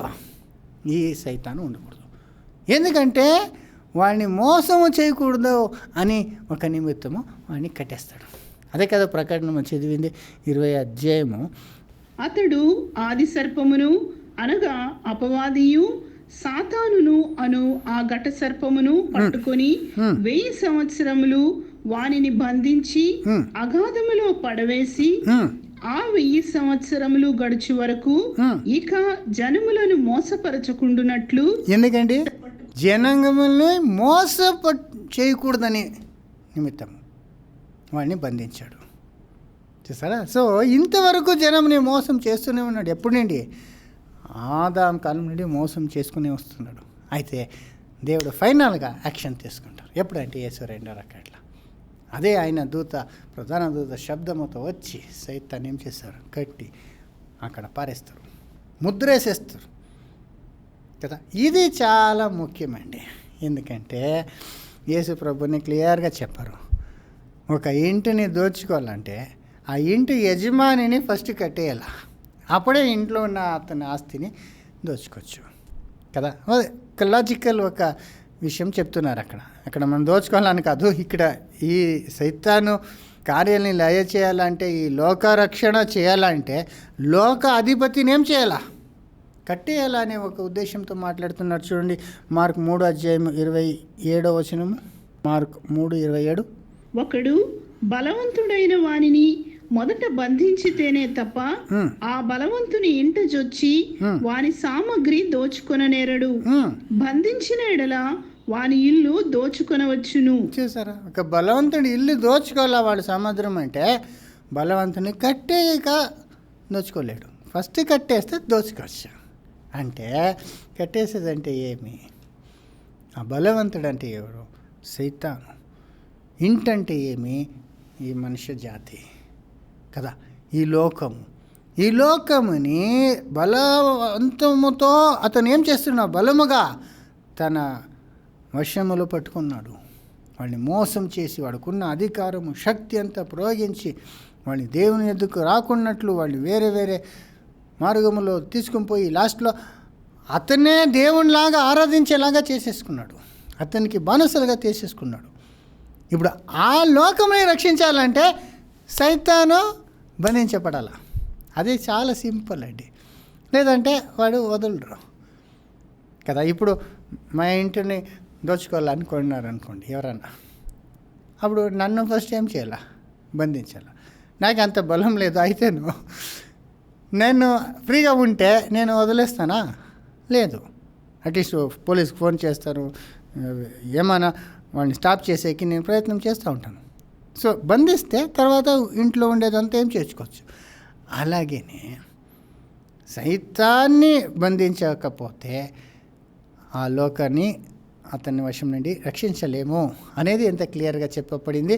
దీన్నే లూకా 11:21-22 చేస్తే ఎంత క్లియర్గా యేసు ఇదే విషయం ఇంకా క్లియర్గా చెప్పారు. చూడండి, లూకా 11:21. బలవంతుడు ఆయుధములు ధరించుకొని తన ఆవరణమును కాచుకొనున్నప్పుడు అతని సొత్తు భద్రముగా ఉండును. బలవంతుడు ఆయుధముని ధరించుకొని అంటే అతనికి ఆయుధం ఉంది, విశేషమైన ఆయుధం అంతా పెట్టుకొని ఉన్నప్పుడు అతను అరమని అంటే అతను ప్యాలెస్ భద్రముగా ఉంటుంది కదా. ఇప్పుడంతా మీరు చూస్తే యూరోప్లో అంతా, ఇంగ్లాండ్లో అంతా చాలా క్యాసల్స్ ఉంది. క్యాసల్స్ అంటే పెద్ద పెద్ద కోటల్లాగా కట్టేసేవాళ్ళు. ఎందుకు కోటలు కట్టేవాళ్ళు అంటే, అప్పుడప్పుడు ఈ వైకింగ్స్ అనేవాళ్ళు సముద్రం నుండి వచ్చి ఒక గుంపులు వచ్చే సైన్యంలాగా అటాక్ చేసి అంతా దోచుకొని పోయేవాళ్ళు. అలా అవ్వకూడదని వీళ్ళు క్యాసల్స్ కట్టి దానికి సైనికులను పెట్టి అలా చూసుకునేవాడు. అప్పుడు కొంచెం భద్రత ఉంటుందని. అలాగా ఒక బలవంతుడు ఆయుధము ధరించుకొని కాచుకున్నప్పుడు వాడి ఇంటూ భద్రంగానే ఉంటుంది. అయితే 22, అయితే అతని కంటే బలవంతుడైన ఒకడు అతని పైబడి జయించునప్పుడు అతడు నమ్ముకొనిన ఆయుధములనన్నిటినీ లాగుకొని అతని ఆస్తిని పంచిపెట్టును. అది మరి మాట. ఆ బలవంతుడి కంటే ఇంకా ఒక బలిష్ఠుడు వచ్చి ఆ బలవంతుడిని జయిస్తే ఆయన నమ్ముకున్న ఆయుధంనంతా తీసేసి వాడి ఇంటిలో ఉన్నదంతా పంచుకోవచ్చు అన్నప్పుడు ఆ మొదట బలవంతి వచ్చి సైతాను బలవంతుడు ఆయుధము పెట్టుకున్నాడు. సైతాను ఆయుధం ఉంటే ఏమి అంటే, సైతాను ఏ ఆయుధముతో ఈ లోకమును ఏలుతున్నాడంటే అబద్ధము. అదే కదా, ఫస్ట్ ఆదాము అవ్వని తన బానిసలుగా చేసుకుంటే ఎలాగా, తన చిత్తము చేసేలాగా వాళ్ళని చేశాడు. ఎలాగా? అబద్ధము. దేవుడు ఈ పండుని తినొద్దు, తింటే చస్తావు అనేప్పుడు నువ్వు చావనే చావవు, దేవుడిలాగా అయిపోతావు, జ్ఞానం వచ్చేస్తుంది, అలాగే ఇలాగా అబద్ధము చెప్పి వాడిని కంట్రోల్కి తీసుకున్నాడు. అదే కదా, తర్వాత కూడా అదే అబద్ధము, ఒక్క అబద్ధం తర్వాత ఇంకొక అబద్ధము. దేవుడు గురించినే అబద్ధం చెప్పేశాడు. దేవుడు ఒక్కడు ఉంటే ఇక్కడ ఎన్నో దేవతలు చేసేసాడు కదా. మన ఇండియాలో చెప్తాం కదా, 3 కోటి దేవతలు అంటారు. యాక్చువల్లీ అంటే 33 కోటి దేవతలు అంటారు. ఇంగ్లీష్లో 330 మిలియన్ గాడ్స్ అంటాం. యాక్చువల్లీ దీని విషయంలో ఒక ఫ్యాక్ట్ తెలుసా మీకు? 33 కోటి అనుకుంటాం కదా, యాక్చువల్లీ అది ఒక మిస్అండర్స్టాండింగ్ అంట. కోటి అంటాం కదా, దానికి కోట్లకి ఒకటి నంబర్స్ వాల్యూ ఉంది.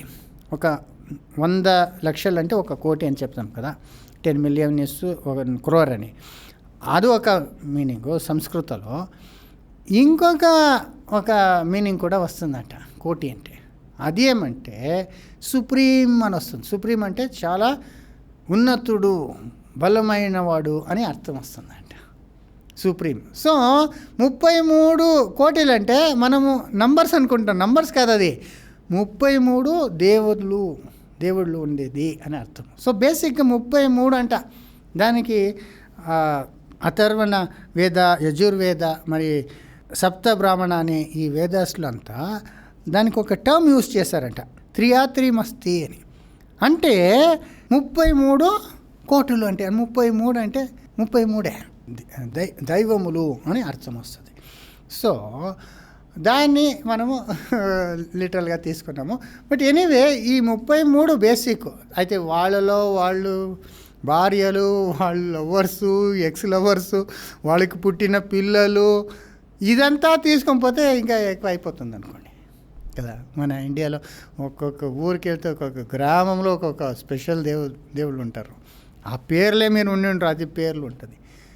అలాగా అది మాత్రం కాదు, జనాల్ని విగ్రహాలు చేసేలాగా చేసేసాడు. దేవుడు జీవస్వరూపైన దేవుడు పరలోకం ఉన్నాడు, మమ్మల్ని సృష్టించిన దేవుడు జీవస్వరూపుడైన దేవుడు.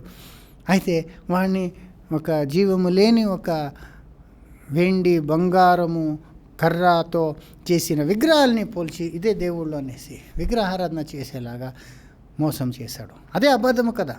దేవుణ్ణి మహిమని ఒక అబద్ధ కార్యములో చూపించి వాళ్ళని దాని వెనకాల పోయేలా చేశాడు.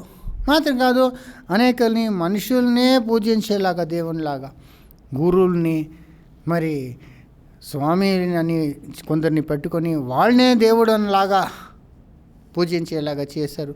అది మాత్రం కాదు, చాలా పాపులేషన్ 22% భూమిలో ఇప్పుడు చూస్తే లోకంలో ముసల్మాన్లు.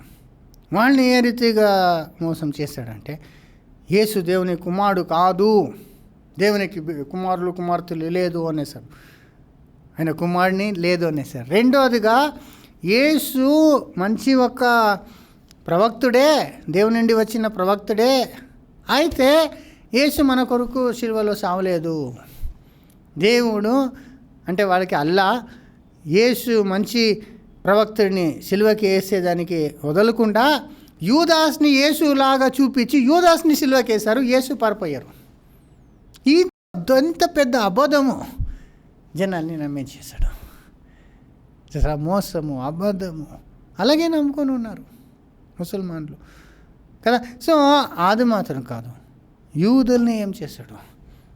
నిజమైన మెస్సహయనే వచ్చింటే ఆయన ప్రకారంగా రాసిందంతా నెరవేర్చుకొని ప్రవాదన చెప్పిందంతా ప్రకారంగా ఆయన పుట్టి ఆయన చేసుకొని వస్తుంటే కూడా ఆయన అబద్ధ మెస్సాయ అని వాళ్ళకి మోసం చేసి, మెస్సాయ మహిమలో రావాలా, ఈతను మెస్సాయ కాదని చెప్పి అతన్ని రిజెక్ట్ చేసేలాగా చేసేసాడు.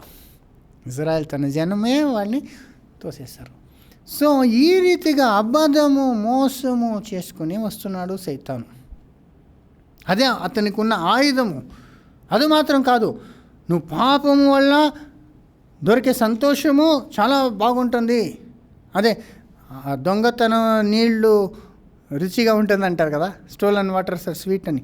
ఆ రీతిగా అంతా వాళ్ళకి టీచ్ చేసి, నువ్వు ఇష్ట ప్రకారంగా చెయ్యి, నీ హృదయంకి వచ్చిందంతా చెయ్యి, అప్పుడే నీకు సంతోషము అని చెప్పి గర్వంగా ఉండేదే చాలా గొప్ప అనేలాగా జనాలకి కోపపడేదే ఒక గొప్ప విషయం అనేది. ఇంత తర్వాత మెయిన్గా డబ్బు, ఆస్తి, ఇదే చాలా మెయిన్, ఇదే మనకి సంతోషం ఇస్తుందని జనాలంతా దాని వెనకాల పోయేలాగా చేసేసాడు. ఈ రీతిగా తన ఆయుధము పెట్టుకొని జనాల్ని మోసం చేసి దేవునిని దూరం చేసి ఏలుతున్నాడు ఆ బలవంతుడు. అయితే ఆ బలవంతుడి కంటే బలిష్ఠుడు ఒకడు అంటే యేసు రెండవ రాకడలో వచ్చి ఆ బలవంతుడిని కట్టి ఆయన నమ్ముకున్న ఆయుధం అంతా తీసేస్తాడంటే ఎలాగంటే సత్యం ఇచ్చేస్తాడు. సైతాన్ని కట్టేశారు. రెండవదిగా సైతాన్ని నేర్పించింది అబద్ధం అంతా జనాలకి చూపించేస్తారు, ఇదంతా అబద్ధమని. ఎలాగంటే సత్యము ఇస్తారు. సో సత్యం తెలుసుకున్నప్పుడు, సత్యము యేసు ఏం చెప్పారు, మీరు తెలుసుకున్నప్పుడు సత్యం మిమ్మల్ని విడుదల చేస్తుంది, అబద్ధం నుండి మోసం నుండి మీకు విడుదల. మనకు అలాగే కదా అయింది. సత్యం తెలుసుకున్నప్పుడు ఇదంతా అబద్ధమని మనం తెలుసుకున్నప్పుడు సైతాన్ మమ్మల్ని మోసం చేయలేడు. ఆ రీతిగా లోకమంతా సత్యము తెలుసుకునేప్పుడు, పునరుత్థానంలో అందరూ లేచి వచ్చినప్పుడు, ఆ 1000 ఏళ్ళు పరిపాలనలో సైతాన్ లేకుండా ఉన్నప్పుడు అందరూ సత్యమును తెలుసుకున్నప్పుడు సైతాన్ ఒక ఆయుధాలు ఏమైపోయింది, యూజ్లెస్ అయిపోయింది. అదేలాగా చేస్తారంట కదా. ఎందుకంటే పునరుత్థానంలో అందరికీ సత్యం తెలుసుకుంటాం కదా. దేవుడు ఎవరు, మనం నమ్ముకున్న అనేకది అది అబద్ధము అని తెలుసుకుంటారు కదా. బైబిల్లో ఉంది కదా. ఇప్పుడు ఎంతో వైరాగ్యంతో విగ్రహారాధన చేస్తూ ఉంటారు. ఇప్పుడు వాళ్ళకి చెప్తే వాళ్ళు అర్థం చేసుకోరు. అయితే ఎందుకంటే విగ్రహాన్ని వెనకాల సైతాను తన శక్తిని ప్రయోగిస్తున్నాడు. వాళ్ళు విగ్రహం అనుకొని పోతున్నారు. అయితే ఆ సైతాను అదృశ్యుడిగా ఉన్నాడు కాబట్టి వాళ్ళకి కొన్ని వరాలంతా ఇస్తుంటాడు, వాళ్ళు అడిగింది ఇస్తుంటారు. అప్పుడు వాళ్ళేమనుకుంటారు, విగ్రహమే మనకిస్తుంది అనుకుంటుంటారు. విగ్రహంలో శక్తి ఉందండి. అయితే సైతాన్ని కట్టేసినప్పుడు విగ్రహం ఏమీ శక్తి లేకుండా ఉన్నప్పుడు వాళ్ళు దాన్ని తీసి పారేస్తారంట. చూడండి, వాళ్ళే ఆ విగ్రహాన్ని పెట్టుకున్నారు కదా, వెండి బంగారు విగ్రహాన్ని పూజిస్తున్నారు కదా, తీసి ఎలుకలు గుహల్లో తారేస్తారంట. అంటే అవసరం లేదని పడేస్తారంట. చూడండి, యెషయా 2:21, యెషయా ప్రవచన గ్రంథము 2:20-21. ఆ దినమున యెహోవా భూమిని గజగజ వణికింప లేచినప్పుడు ఆయన భీకర సన్నిధి నుండి, ఆయన ప్రభావ మహాత్యము నుండి కొండల గుహలలోను బండ బీటలలోను దూరవలెనన్న ఆశతో నరులు తాము పూజించుటకై చేయించుకొనిన వెండి విగ్రహములను, సువర్ణ విగ్రహములను, ఎలుకలకును గబ్బిలములకును పారేస్తారు. ఎలుకలకు గబ్బిలకు పారేస్తారంట. అంటే ఎలుకలు గబ్బీలు ఎక్కడెక్కడో ఎక్కడ పడి ఉంటుంది, అక్కడ చెత్త కుప్పలోనూ ఉంటుంది ఎలుకలు గబ్బికలు, అక్కడ పారేస్తారంట. ఇది ఏమి ప్రయోజనం లేదని. అది మాత్రం కాదు, యెరెమయా ఇంకా క్లియర్గా చెప్తారు. యెరెమయా 16:19-20. యెహోవా నా బలమా, నా దుర్గమా, ఆపత్కాలమందు నా ఆశ్రయమా, భూదిగంతముల నుండి జనములు నీ యొద్దకు వచ్చి మా పితరులు వ్యర్థమును మాయారూపమును నిష్ప్రయోజనమునకు వాటిని మాత్రము స్వతంత్రించుకొనిరని చెప్పుదురు. భూదిగంపం నుండి అంటే ఇక్కడ సమాధిలో ఉన్న వాళ్ళంతరా లేసు వచ్చి మా పితరులు అబద్ధములు మాయముని నమ్ముకొని వచ్చారు. తర్వాత ఇంకోసారి చదవండి. యెహోవా నా బలమా, నా దుర్గమా, ఆపత్కాలమందు నా ఆశ్రయమా, భూదిగంతముల నుండి జనములు నీ యొద్దకు వచ్చి మా పితరులు వ్యర్థమును మాయారూపమును నిష్ప్రయోజనమునకు వాటిని మాత్రము స్వతంత్రించుకొనిరని చెప్పుదురు. మాయము నిష్ప్రయోజనమైన విషయాలు మా పితృలు అన్నప్పుడు, పితృలు చేశారని వీళ్ళు చేస్తారు, వీళ్ళు చేస్తారని వీళ్ళు పిల్లలు చేస్తారు, అలాగే పరంపరంగా చేసుకునొచ్చు. అయితే అది ప్రయోజనం లేనిది అని చెప్పుకొని 20వ వచనము, నరులు తమకు దేవతలను కల్పించుకొందురా, అయినను అవి దైవములు కావు. అది దైవములే కాదు, మనము దైవములు కల్పించుకునేది ఏమి, అది దైవములు అవుతుందా అని అప్పుడు గ్రహించుకుంటారు. ఎందుకంటే సైతాన్ లేదు కదా. ఇప్పుడు సైతాను అది వాళ్ళకి గుడ్డితనం చేసి అదే దేవునిలాగా ఎంతో ఉత్సాహంతో వైరాగ్యంతో ఏం చేస్తున్నారు, ఈ విగ్రహాన్ని పెట్టుకొని చేస్తున్నారు కదా. అయితే వాళ్ళందరూ రియలైజ్ అవుతారు, ఎందుకంటే సైతాన్ని కట్టేశారు. పునరుత్థానంలో జనాలందరూ సత్యము తెలుసుకున్నారు. దేవుడు ఒక్కడే, దేవుడుకు మనుషులకు మధ్యవర్తి ఒక్కడే, అది యేసు ప్రభు. ఏ రీతిగా మన కొరకు జీవం ఇచ్చి మనం పాపము కొరకు ఆయన బలియారు కాబట్టి ఇప్పుడు మనకి మరలా పునరుత్థానం ఇచ్చాడు దేవుడు, నిత్యజము అవకాశం ఇస్తున్నాడు అని వాళ్ళు తెలుసుకున్నప్పుడు అప్పుడు సైతాన్ వేసిన ఆయుధాలు, సైతాన్ ఒక ఆయుధాలంతా అక్కడ పారివేయబడుతుంది. వాళ్ళకి సైతాన్ నుండి ఒక విడుదల దొరుకుతుంది, రక్షణ పొందుకునే అవకాశము దొరుకుతుంది. సో అప్పుడు ఇంకొక కార్యం కూడా దేవుడు చేస్తాడంట. అదే నెక్స్ట్ వర్స్లో మనం ప్రకటనలో చూడవచ్చు. అదేమంటే చూడండి, ప్రకటన 20:4. అంతటా సింహాసనములను చూచితిని, వాటి మీద ఆసీనులై ఉండు వారికి విమర్శ చేయుటకు అధికారము ఇయ్యబడెను. ఇక్కడ చూడండి, సింహాసనము చూసారట, దాని మీద కూర్చుని ఉన్నారంట కొందరు.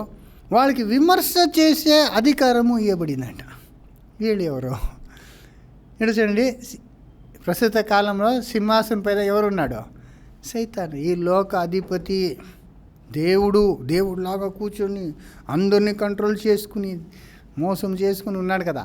ఇప్పుడు వాడిని వెకెట్ చేసేసారు, అక్కడిని అరెస్ట్ చేసి అధోలోకంలో వేసి మోసేసి ముద్రేసేసారు కదా. ఇప్పుడు సింహాసనం పైన ఎవరున్నారు? లోక సింహాసనం పైన. అంటే ఇప్పుడు ఈ కొందరు కూర్చుని ఉన్నారంటే వాళ్ళకి విమర్శ చేసే అధికారం. విమర్శ అంటే ఏమి? తీర్పు. మేము అప్పుడు ఏం చదివాము? సంఘం గురించి ఏం చెప్పారు? మీరు లోకముకి తీర్పు ఇస్తారని మీకు తెలీదా? దేవదూతల్ని తీర్పు చేస్తారని మీరు ఎరుగా ఉన్నారా అని చెప్పారు కదా. అంటే సంఘము పరిశుద్ధులు, ఇప్పుడున్న నీతివంతులు, ఇప్పుడే విశ్వాసులయ్యి యేసుని వెంబడించి నమ్మకమైన ఆ క్రైస్తులు సింహాసనం మీద మహిమలో లేపబడి వాళ్ళు పరిపాలన చేస్తున్నారు. వాళ్ళకి విమర్శ చేసి, అంటే లోకముని తీర్పు చేసే అధికారం వాళ్ళకి ఇవ్వబడుతుంది. వీళ్ళు అలాగ వచ్చారు ఆ స్థానం కంటే ఇక్కడ చెప్పబడింది. చూడండి నెక్స్ట్. మరియు క్రూర మృగమునకైనను దాని ప్రతిమకైనను నమస్కారము చేయక తమ నొసళ్ళ యందు గాని చేతుల యందు గాని దాని ముద్ర వేయించుకొనని వారిని. చూసారా, వీళ్ళు ఏమంట, ఆ ఒక మృగము తర్వాత దాన్ని ప్రతిరూపము, దానికి వీళ్ళు వంగక ముద్ర వేయించుకోకుండా ఉన్నవాళ్ళు అని చెప్పబడింది. ఇది అంత్యక్రీస్తు గురించి, అది ప్రత్యేకము మనం ఫ్యూచర్లో క్లాస్లో చూస్తాము. అంటే అంత్యక్రీస్తు అంటే ఇప్పుడు రాబోతున్నవాడు మాత్రం కాదు. ఈ అంత్యక్రీస్తు కార్యము ఆది నుండి ఉంది బైబిల్లో. ఇప్పుడే అనేక అంత్యక్రీస్తులు బయలుదేరి లోకముకు పోయి ఉన్నారని చెప్పి ఉంది. సో దాని గురించి వాళ్ళ నుండి వచ్చే అబద్ధ బోధములు, దురుపదేశముని వీళ్ళు నెత్తి మీద నమ్మక తర్వాత చేతులు దాన్ని సపోర్ట్ చేయకుండా ఉన్న వాళ్ళు వీళ్ళు అని చెప్పబడింది. సో దీని డీటెయిల్స్ తర్వాత చూసుకుందాము. సో నెక్స్ట్ ఇంకొక విషయం ఏం చెప్పబడింది వీళ్ళ గురించి? చేతుల యందు గాని దాని ముద్ర వేయించుకొనని వారిని యేసు విషయమై తామిచ్చిన సాక్ష్యము నిమిత్తమును దేవుని వాక్యము నిమిత్తమును శిరచ్ఛేదనము చేయబడిన వారి ఆత్మలను చూచితిని. చూసారా, వీళ్ళేమంట, యేసు నామం గురించి, సాక్షి గురించి, దేవుని వాక్యము గురించి శిరఛేదన పడిన వాళ్ళంట. చూసారా, మళ్ళీ చూడండి, దేని నిమిత్తము? యేసు విషయమై తామిచ్చిన సాక్ష్యము నిమిత్తమును దేవుని వాక్యము నిమిత్తమును. అదే దేవుని వాక్య నిమిత్తము, సాక్షి నిమిత్తము, యేసు నిమిత్తము శిరఛేదనము చేయబడిన వారి ఆత్మలను చూచితిని. శిరఛేదన చేయబడిన ఆత్మలు వీళ్ళు అన్నారు. అంటే యేసు నిమిత్తము, సాక్షి నిమిత్తము, దేవుని వాక్య నిమిత్తం శిరఛేదన అంటే వీళ్ళు దేవుని కొరకు, యేసు కొరకు, దేవుని సత్యవాక్యము కొరకు ఎంతో హింసకి లోబడిన వాళ్ళు అని అర్థం. అది శిరఛేదన అంటే అందరూ శిరఛేదన అయిందని కాదు. అంటే బిహేడెడ్ అంటారు. కొందరు మాత్రము మనం చూస్తే ఇప్పుడు అపోస్తుల్లో కూడా అలాగా చనిపోయారు రక్తసాక్షులుగా. ఎలాగంటే అపోస్తులు పౌలు రోమన్ సిటిజన్ కాబట్టి వేరే రీతిగా అతన్ని చంపడానికి హక్కు లేదు. రోమన్ సిటిజన్స్ని డీసెంట్గా చంపేది అయితే దాంట్లో ఒక కరెక్ట్ మెథడ్లోనే చంపాలా. అదేమంటే శిరఛేదన ఒకేసారి కట్ చేసేసేవాళ్ళు. అయితే వేరే అపోస్తులు పేతురుని సిలువకేశారని చెప్తారు, స్టీఫన్ని రాళ్ళు కొట్టి చంపారని బైబిల్లో ఉంది. ఈ రీతిగా నానా రీతిగా చనిపోయారు. కొందరు వయసు అయ్యి చాలా వృద్ధులయ్యి అంతకాలము దేవుని సేవ చేస్తూ న్యాచురల్గా కూడా చనిపోయి ఉండొచ్చు. అయితే అందరూ దేవుని కొరకు కదా, వాక్యం నిమిత్తము, సాక్షి నిమిత్తము యేసు కొరకు మరణించారు కదా, అది పాయింట్. శిరసేదన అంటే అది బాప్తిజం మనం తీసుకున్నప్పుడు ఎవరైతే నా కొరకు నేను చనిపోతాను, యేసు కొరకు జీవిస్తానని సమర్పణ చేసుకుంటే అప్పుడు శిరసేదన అయినట్లే. అప్పుడు మనమే హెడ్ కాదు, యేసు మనకి తల అని మనము అంగీకరించుకుంటాం కదా. యేసు చెప్పినట్లు నేను చేస్తాను. సో అంతవరకు మనకి ఇష్ట ప్రకారం మనం చేస్తున్నాము. అది ఇప్పుడు యేసు మనకి శిరస్సు అయిపోయాడు. ఎలాగ స్త్రీకి పురుషుడు శిరస్సు, పురుషుడికి యేసు శిరస్సు అని చెప్పినట్లు యేసు మనకి హెడ్ అయిపోయినప్పుడు అప్పుడు మన తల ఏమైంది, మనము బలి చేసేసాము. అంటే శిరసేదన అయిపోయిందని కదా అర్థం. అలాంటి వాళ్ళు ఇక్కడ సింహాసనం మీద కూర్చొని వాళ్ళు ఏమయ్యారంట చూడండి ఇంకోసారి. వారిని యేసు విషయమై తామిచ్చిన సాక్ష్యము నిమిత్తమును దేవుని వాక్యము నిమిత్తమును శిరచ్ఛేదనము చేయబడిన వారి ఆత్మలను చూచితిని. వారు బ్రతికిన వారై 1000 సంవత్సరములు క్రీస్తుతో కూడా రాజ్యము చేసిరి. చూసారా, వాళ్ళు బ్రతికిన వారై అంటే పునరుత్థానంలో లేపబడి క్రీస్తుతో 1000 సంవత్సరము పరిపాలన చేశారు. చూసారా, అదే మనం చెప్పుకొని వచ్చాం కదా, యేసు వచ్చేప్పుడు క్రీస్తులో మరణించే వాళ్ళు లేచి వస్తారు కదా. క్రీస్తులో మరణించే వాళ్ళు మొదటి లేచి వస్తారు. అదే మొదట పునరుత్థానము ఇక్కడ చెప్పబడింది. వాళ్ళు లేపబడి క్రీస్తుతో 1000 సంవత్సరము పరిపాలన. చూడండి, 1000 సంవత్సరము సైతాన్ని కట్టేశారు. ఆ 1000 సంవత్సరంలో వీళ్ళు సింహాసనం మీద కూర్చొని, అంటే ఇప్పుడున్న విశ్వాసులు, నమ్మకమైన క్రైస్తువులు యేసు కొరకు శిరసేదన చేసుకుని ఆయన నామము కొరకు, ఆయన సాక్షి కొరకు, దేవుని వాక్యం కొరకు తమ జీవముని సమర్పించుకొని జీవించిన వాళ్ళు సింహాసనం మీద కూర్చొని పరిపాలన చేస్తారు అని చెప్పబడింది. తర్వాత నెక్స్ట్ 5వ వచనము. ఆ 1000 సంవత్సరములు గడిచి వరకు కడమ మృతులు బ్రతకలేదు. చూడండి, ఈ పాయింట్ తర్వాత మనం చూసుకుందాము. నెక్స్ట్, ఇదియే మొదటి పునరుద్ధానము. ఇప్పుడు ఇదే మొదట పునరుత్థానం అంటే ఇది వాళ్ళు లేపబడి సింహాసనంలో పరిపాలన చేశారు కదా, అదే మొదట పునరుత్థానము అని చెప్పబడి. సో ఈ మొదట పునరుత్థానంలో అయ్యేవాళ్ళు ఎవరు, వచ్చేవాళ్ళు ఎవరు? భాగ్యవంతులు, ధన్యులు, వాళ్ళు యేసుతో పరిపాలన చేస్తారని నెక్స్ట్ వచనంలో కూడా చెప్పబడింది. 6వ వచనము. ఈ మొదటి పునరుద్ధానములో పాలుగలవారు ధన్యులను పరిశుద్ధులునై ఇందురు. ఇట్టి వారి మీద రెండవ మరణమునకు అధికారము లేదు. వీరు దేవునికిని క్రీస్తుకును యాజకులై క్రీస్తుతో కూడా 1000 సంవత్సరములు రాజ్యము చేయుదురు. చూసారా, వీళ్ళు ధన్యులంట, పరిశుద్ధులంట. ఎలా పరిశుద్ధులయ్యారు? యేసు రక్తముతో ఇప్పుడే కడగబడి మాత్రం కాదు, వాళ్ళు యేసు కృపచేత వాళ్ళు పరిశుద్ధులుగా మారి దేవుని కొరకు తమ జీవముని సజీవ యాగముగా యేసులాగా జీవించిన వాళ్ళు. అప్పుడు యేసుతో శ్రమ పొందితే యేసుతో పరిపాలన చేస్తారని పౌలు తిమోతిలో చెప్పారు కదా. అలాగా వీళ్ళు శ్రమ పొందారు కాబట్టి వాళ్ళకి పునరుత్థానంలో మొదట పునరుత్థానం లేపబడి వాళ్ళు సింహాసనంలో కూర్చొని వాళ్ళు యాజకులుగా ఉండి పరిపాలన చేస్తారంట. అండి, ఏలుదూరు అని ఉంది. యాజకులుగా ఉండి అన్నప్పుడు ఇప్పుడు యాజకుడు చేసే పని వేరే, రాజులు చేసే పని వేరే. రాజులు ఏలుతారు, యాజకులు ఆలయంలో దేవునికి మనిషికి మధ్యవర్తులుగా ఉండి వాళ్ళు దేవునికి యజ్ఞాలు సమర్పించేది, జనాలకి మంచిది నేర్పించేది, ఆ కార్యాలు చేస్తుంటారు, ఆత్మీకమైనది. అది 2 కార్యాలు సంఘం చేస్తున్నారంటే, ఎందుకంటే యేసు ఒక శరీరముగా వాళ్ళు యేసులాగా అయిపోయారు. ఇప్పుడు యేసు ఎలాగా? ఆయన రాజాది రాజు, వీళ్ళు రాజులు, యేసు ప్రధాన యాజకుడు కదా. అలాగా వీళ్ళు వాళ్ళ కింద యాజకులు. ఎలాగంటే మెల్కీజెడెక్ లాగా.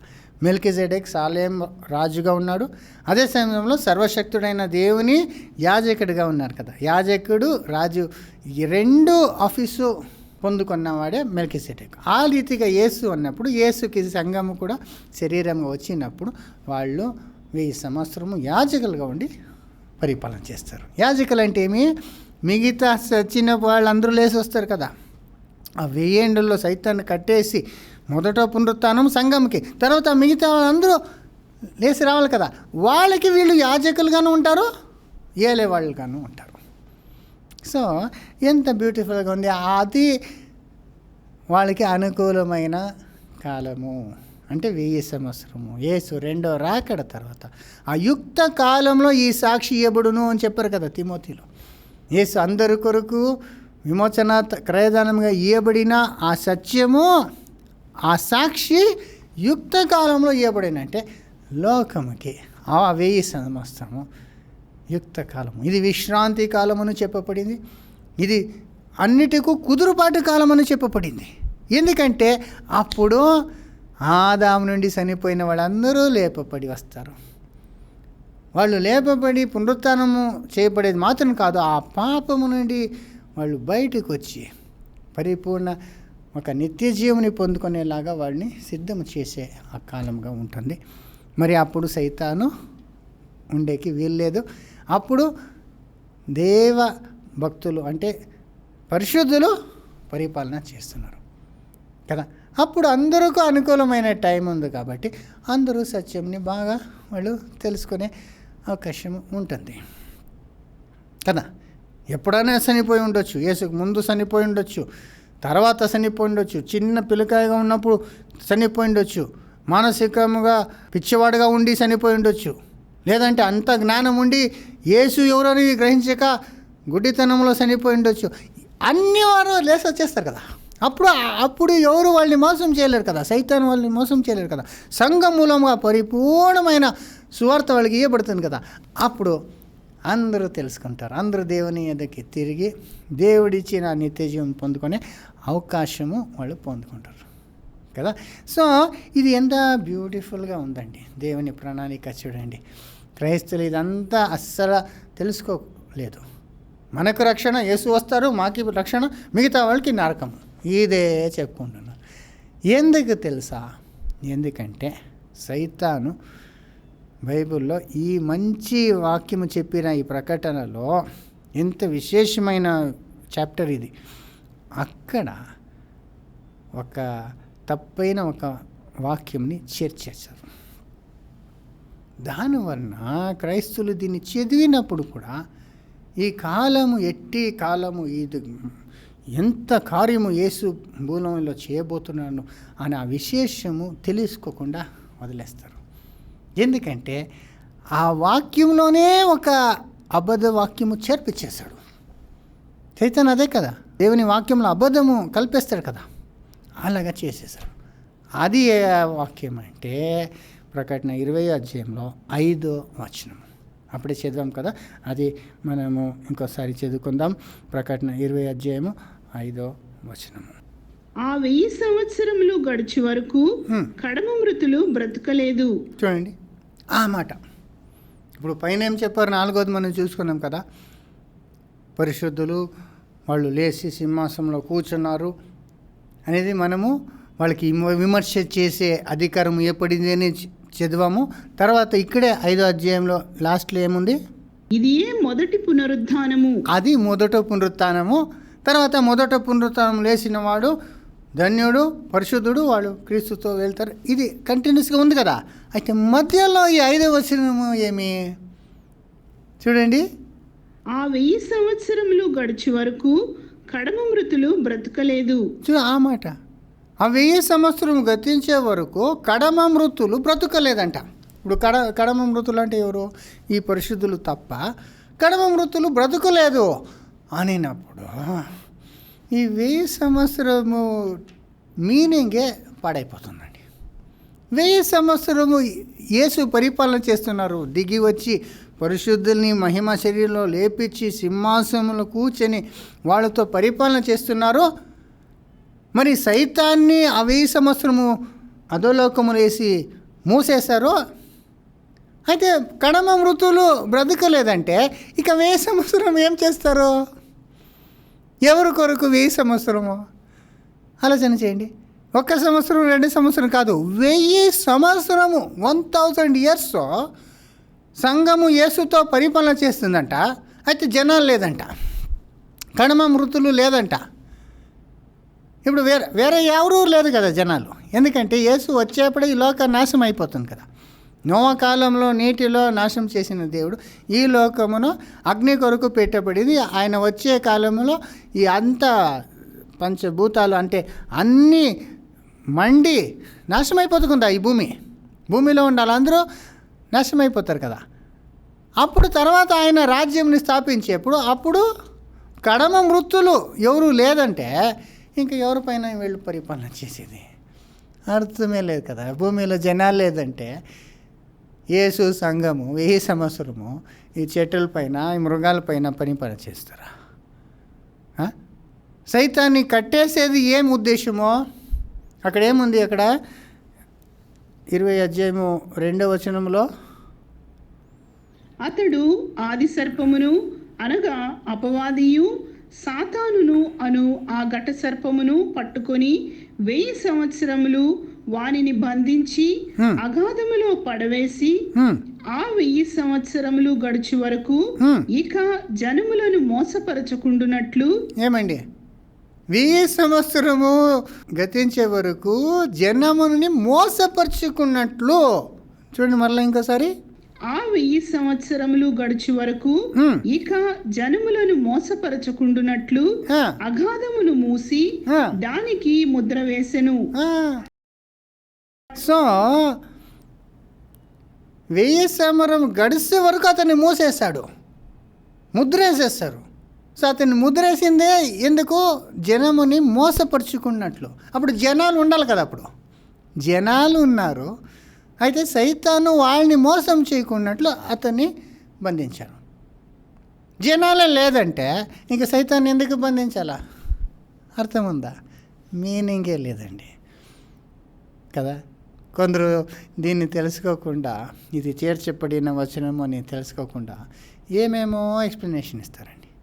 కొందరు ఏం చెప్తారంటే సైతాను ఫ్రీగా ఉంటాడంట, వదిలేసే ఉంటాడంట, అయితే జనాలు లేదు కాబట్టి కట్టుపడినట్లు ఉంటుందంట. అయితే బైబిల్ అలా లేదే. 6000 సంవత్సరం విడిసేశారు, ఇప్పుడు విడిసిన ఆ సైతాన్ని బంధిస్తారని ఉంది. వీళ్ళు చెప్పేది సైతాను లూజ్గానే విడిసేసి ఉంటాడు, జనాలు లేదు అని. అలాగా లేదు, అక్కడ సైతాను బంధింపబడతాడు. జనాల్ని మోసం చేయకున్నట్లు అతను బంధించారంటే జనాలు ఉంటారు, అయితే వీడు వాళ్ళతో కమ్యూనికేట్ చేయలేడు. ఏ రీతిగానో అవ్వ దగ్గర వచ్చి మాట్లాడి అబద్ధం చెప్పి మోసం చేశాడు కదా, ఆ రీతిగా వీళ్ళని మోసం చేసినట్లు వాడిని టోటల్గా ఎక్స్కమ్యూనికేట్ చేసేస్తారు. సో సోదర సోదరి, కడమ మృతులు ఆ 1000 సంవత్సరము గడిచే వరకు లేదనేది అది బైబిల్లో లేదు. పూర్వ పుస్తకములో అంటే మ్యానుస్క్రిప్ట్స్ అని ఏం చెప్తాము, బైబిల్లో ఉన్న పాత కాపీస్ మ్యానుస్క్రిప్ట్లు పురాతన పుస్తకములో ఈ వచనము లేదంట. అంటే ఏమైంది? దాన్ని చూసి కాపీ చేసేవాళ్ళు కదా, ఇప్పుడు రాసేవాళ్ళు. నేను దీన్ని ముందు అధునాతన విద్వాన్ముల్లో నేను ఎక్స్ప్లెయిన్ చేసి ఉన్నాను దీన్ని క్లియర్గా. ఏమంటే ఇది మాకు బైబిల్ ఎలాగ వచ్చింది, ఇప్పుడు తెలుగునో ఇంగ్లీషో ఇదంతా ఎలాగొచ్చిందంటే హీబ్రూ గ్రీక్ నుండి పెట్టి రాశారు. ఆ హీబ్రూ గ్రీకు ఆ ఏ సంవత్సరంలో ఉన్న కాపీ అని మనం చూసుకోవాలి. 15వ సంవత్సరంలో ఉన్నది, 16వ సంవత్సరం ఉన్నది, ఇప్పుడు మనకి 20 సంవత్సరం ఇది ఉంది కదా. అలాగా అప్పుడు హీబ్రూ గ్రీకులు ఒక్కొక్క శతాబ్దికి కొన్ని కాపీస్ ఉండేది. సో ఆ ఏ ఒక శతాబ్ది నుండి దాన్ని ట్రాన్స్లేట్ చేశారని చూసుకున్నప్పుడు 1600 ఇంగ్లీష్లో అంతా చేసేప్పుడు 15వ శతాబ్దిలో ఉన్నది మాత్రమే ఉండేది, దాన్ని చూసి చేశారు. అయితే తర్వాత బైబిల్ సొసైటీ ఓపెన్ అయ్యి వేరే పాతదంతా చూసేప్పుడు 1000 సంవత్సరము వెనకాల ఉన్న రాయబడిన పురాతన పుస్తకాలంతా దొరికింది. అదంతా చేతిలో రాయబడింది. అప్పుడు ఏం రాసేవాళ్ళు, అదేమైనా పాతది అయిపోతే దాన్ని చూసి ఇంకొక కాపీ చేతిలో రాసుకునేవాళ్ళు. అప్పుడు రాసేప్పుడు దాన్ని యూజ్ చేసేవాళ్ళు ఎవరో ఏదో ఒక కామెంట్గా తను ఒకటి ఏమో రాసుకొని ఉంటే తర్వాత దాన్ని చూసి రాసేప్పుడు దాన్ని చేర్చేసి రాసేస్తాం. ఇలాగ బైబిల్లో అనేక వచనాలు చేర్చబడింది ఉన్నది. దీన్ని నేను ఎగ్జాంపుల్ కూడా మన ప్రీవియస్ క్లాసెస్లో మీకు క్లియర్గా ఇచ్చి ఉన్నాను. దాన్నే ఇప్పుడు అనేక ట్రాన్స్లేషన్లు వర్షన్స్లో తీసేస్తున్నారు. చూస్తారా, అనేక వర్షన్స్లో అన్నీ కాదు, కొన్ని ఒక్కొక్క ప్లేసెస్లో కింగ్ జేమ్స్లో ఇంగ్లీష్లో ఉంటుంది, తెలుగులో ఉండదు. ఆర్ఎస్విలో ఇంగ్లీష్లోనే వేరే వర్షన్స్లో ఉండదు, ఆ వచనమే ఉండదు. అయితే దీంట్లో ఉంటుంది. ఎందుకంటే కింగ్ జేమ్స్ 15వ శతాబ్దిని అప్పుడున్న కాపీస్ చూసి ట్రాన్స్లేట్ చేసింది. తర్వాత వచ్చిన ఇప్పుడున్న మోడర్న్ ట్రాన్స్లేషన్ ఎన్ఐవి, ఆర్ఎస్వి, ఎన్ఏఎస్వి ఇదంతా ఇంకా పురాతన పుస్తకములు కంపేర్ చేసినప్పుడు ఆ దాన్ని బేస్ చేసి ట్రాన్స్లేట్ చేసింది. అప్పుడు మీరు ఎంత వెనగలిగిపోతారో అంత ఒరిజినల్. ఈ విషయము నేను అనేక ఎగ్జాంపుల్స్ ఆల్రెడీ ఇచ్చున్నాను. ఈ 20వ అధ్యాయము 5వ వచనమని బైబిల్లో ఉన్నది, తెలుగులో తమిళ్ అంతా వేసేసారు. ఎందుకంటే దాని గురించి కొంచెం డౌట్ఫుల్గా ఉందని, కొన్ని దాంట్లో ఉంది కొన్ని దాంట్లో లేదని, అక్కడ కూడా ట్రాన్స్లేటర్స్ కూడా పొరపాటు చేసి దాన్ని ట్రాన్స్లేట్ చేసి ఉంచేశారు. అయితే కొన్ని వర్షన్స్లో దాన్ని బ్రాకెట్లు వేశారు. ఇప్పుడు ఎన్ఐవిలో కొన్ని ఎడిషన్స్లో దాన్ని క్లీన్గా బ్రాకెట్ వేసేస్తారు. 20th chapter 5th verse. దీన్ని డీటెయిల్గా మీకు ముందు ఒక క్లాస్లో చెప్పి ఉన్నాను ఆల్రెడీ. కావాలంటే దాని లింక్ని మనం తర్వాత అప్లోడ్ చేస్తాము. అయితే ఇప్పుడు మీకు జస్ట్ ఈ ఒక్క బైబిల్ చూడండి, లామ్సా బైబిల్ అనేది ఇది ఈస్టర్న్ మ్యాన్స్క్రిప్ట్, మోస్ట్ ఏన్షియంట్, చాలా పురాతన మ్యాన్స్క్రిప్ట్ని బేస్ అయిన ఒక ట్రాన్స్లేషను. దీంట్లో ప్రకటన 20వ అధ్యాయము 5వ వచనంలో ఏముంది తెలుసా? చూడండి, 5వ వచనంలో ఒకే ఒక లైన్ ఉంది. ఏమంటే this is the first resurrection, అంతే ఉంది 5వ వచనము. నేను చెప్పాను కదా ఈ నంబర్స్ అంతా తర్వాత మనం వేసుకుందని. అక్కడ ఏమొస్తుందంటే 4వ అధ్యాయంలో వీళ్ళు పరిశుద్ధులు, శిరసేన చేయబడిన వాళ్ళు, సింహాసనం వాళ్ళు కూర్చున్న బతుకింపబడి వాళ్ళు ఏలుదురు అని ఉంది కదా, దానికి తర్వాత ఇదే ప్రథమ పునరుత్థానమని అంతకు రావాలంతే. అది ఈ బైబిల్లో వచ్చింది. అయితే దాని మధ్యలో బ్రాకెట్లు ఏమేసేసారు? కడమ మృతులు ఆ 1000 సంవత్సరము గడిసే వరకు వాళ్ళు లేయలేదు అనేసారు. అది పురాతన పుస్తకంలో లేదు, అంటే అది బైబిల్లో లేని వచనం. ఎందుకంటే అది ఉందంటే ఈ కంప్లీట్ 1000 పరిపాలనకి ఒక అర్థం ఉండదు. యేసు సంఘముతో పరిపాలన చేయాలంటే ఎవరూ లేదంటే ఏమండి అర్థం అక్కడ? యాక్చువల్లీ అప్పుడే కడమ మృతులు ఉంటారు. ఆదాము నుండి చనిపోయిన వాళ్ళందరూ క్రీస్తులో లేపపడతారని ఉంది కదా, బ్రతికింపబడతారని. ఆ కాలంలోనే అప్పుడే వాళ్ళు వచ్చేది. ఇది ఎంత క్లియర్గా ఉందో చూడండి. 1 కొరింథీ 15:20 మనం చదివేటప్పుడు అక్కడ ఆదాము నుండి అందరూ మృతి పొందుతున్నట్లు క్రీస్తులో అందరూ బ్రతికింపబడాలి, అందరికీ పునరుత్థానము. దాంట్లో మొదట సంఘము లేపబడాలని ఉంది.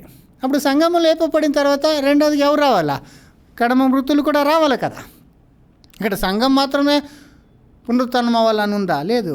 వాళ్ళు పునరుత్థానం తర్వాత నెక్స్ట్ ఒక్కటి తర్వాత వేరే ఫస్ట్ సెకండ్ అలాగా లోకమందు వాళ్ళు తమ వరుసలో రావాలని ఉంది కదా. సో సంఘం మాత్రమే పునరుత్థానం అయ్యి 1000 సంవత్సరం తర్వాత కడమ మృతులు వచ్చేది అది అస్సలు అక్కడ ఫ్లోలో రాదు. క్లీన్గా అక్కడ ఏముంది? అందరూ లేపపడతారు. దాంట్లో ఫస్ట్ సంఘము లేపపడతారు. సంఘము లేపపడిన తర్వాత మిగతా వాళ్ళు లేపపడాలా, అంతే. నీతివంతులు అనీతివంతులు లేపపడతారు, నీకంతా బైబిల్లో ఉంది. ఇది నీతివంతులకి నిత్య జీవం కొరకు లేపపడతారు, అనీతివంతులు అప్పుడు వాళ్ళు సత్యం గురించిన అనుభవం పొందే కొరకు వాళ్ళు లేపపడతారు. సో ఇది ఆ ఆర్డర్ క్లియర్గా ఉందండి బైబిల్లో. తెస్సలోనికలో మీరు చూస్తేను, మరి కొరింథీలో చూస్తేను, దానియేలులో మనం చూసినప్పుడు దానియేలులో ఒక అంచెం గురించి చెప్పబడింది కదా 12వ అధ్యాయంలో మనం చూసినప్పుడు ఏముండాలి ఇక్కడ చూడండి, ఎంత ఆర్డర్ ఎలా ఇవ్వబడిందని. దానియేలు 12:1 నుండి 3 వరకు. ఆ కాలమందు నీ జనుల పక్షమున నిల్చునట్టి మహా అధిపతియగు మిఖాయేలు వచ్చును. చూసిన అక్కడ కూడా మహా అధిపతి అయిన మిఖాయేలు వచ్చును. దాని గురించి కూడా మనం ఫ్యూచర్లో తీసుకుందాము. అక్కడ కూడా ఒక దూత గురించి వచ్చును. తన ప్రజల పక్షం అంటే ఇజ్రాయెల్ పక్షంగా నిలబడే ఒక దూత. అంటే ఇప్పుడు అంత్యకాలంలో ఇజ్రాయెల్ పక్షంగా దేవుడు నిలుచుకుంటారని ఉంది కదా, అది జరగాల. అప్పుడు నీ జనులు రాజ్యముగా కూడిన కాలము మొదలుకొని ఈ కాలము వరకు ఎన్నటికి నీ కలుగనంత ఆపద కలుగును. చూసారా, అప్పుడు ఎలాంటి ఆపద కాలం వస్తుందట, ప్రారంభం నుండి ఆది నుండి ఇప్పటి వరకు కలుగుకున్నంత అంత ఆపద కాలం.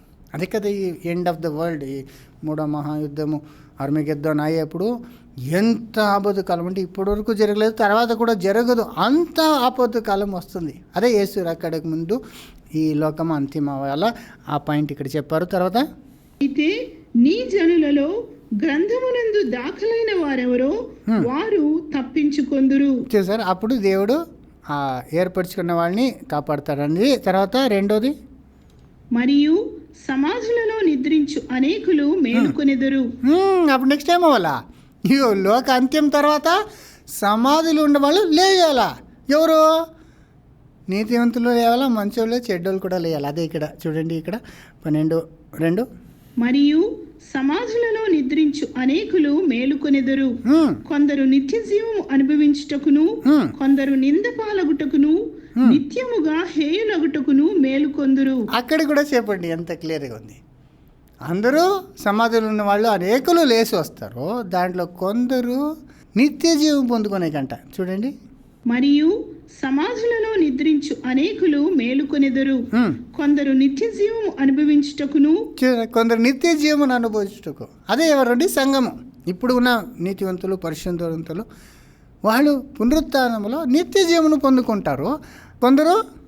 కొందరు నింద పాలగుటకును నిత్యముగా హేయులగుటకును మేలుకొందురు. కొందరు హేయులగుటకు, నింద పాలగుటకు అన్నప్పుడు, ఇప్పుడు పునరుత్థానములో నిజమైన నీతివంతులు ఎవరు, అబద్ధికులు ఎవరు అనేది క్లియర్గా తెలిసినప్పుడు, నేను అప్పుడే చెప్పాను కదా, చాలా జనము మనుషుల్ని నమ్ముకొని దేవతలని పూజించిన వాళ్ళు, గురువులు, ప్రవక్తులు, వాళ్ళు నిజంగా వాళ్ళు మధ్యవర్తులు కాదు, దేవుని మనుషులు కాదు అని తెలుసుకున్నప్పుడు వాళ్ళకి ఎంత నింద పాలటకు ఏ రీతిగా ఉంటుంది చూడండి. అదే ఇక్కడ చెప్పబడింది కదా, నిద్రలో ఉన్న వాళ్ళు లేచి వచ్చినప్పుడు వాళ్ళకి ఎలాగుంటుందండి చూడండి. ఎంతో గొప్పగా సెలబ్రిటీసు, స్టార్స్ అంటాం.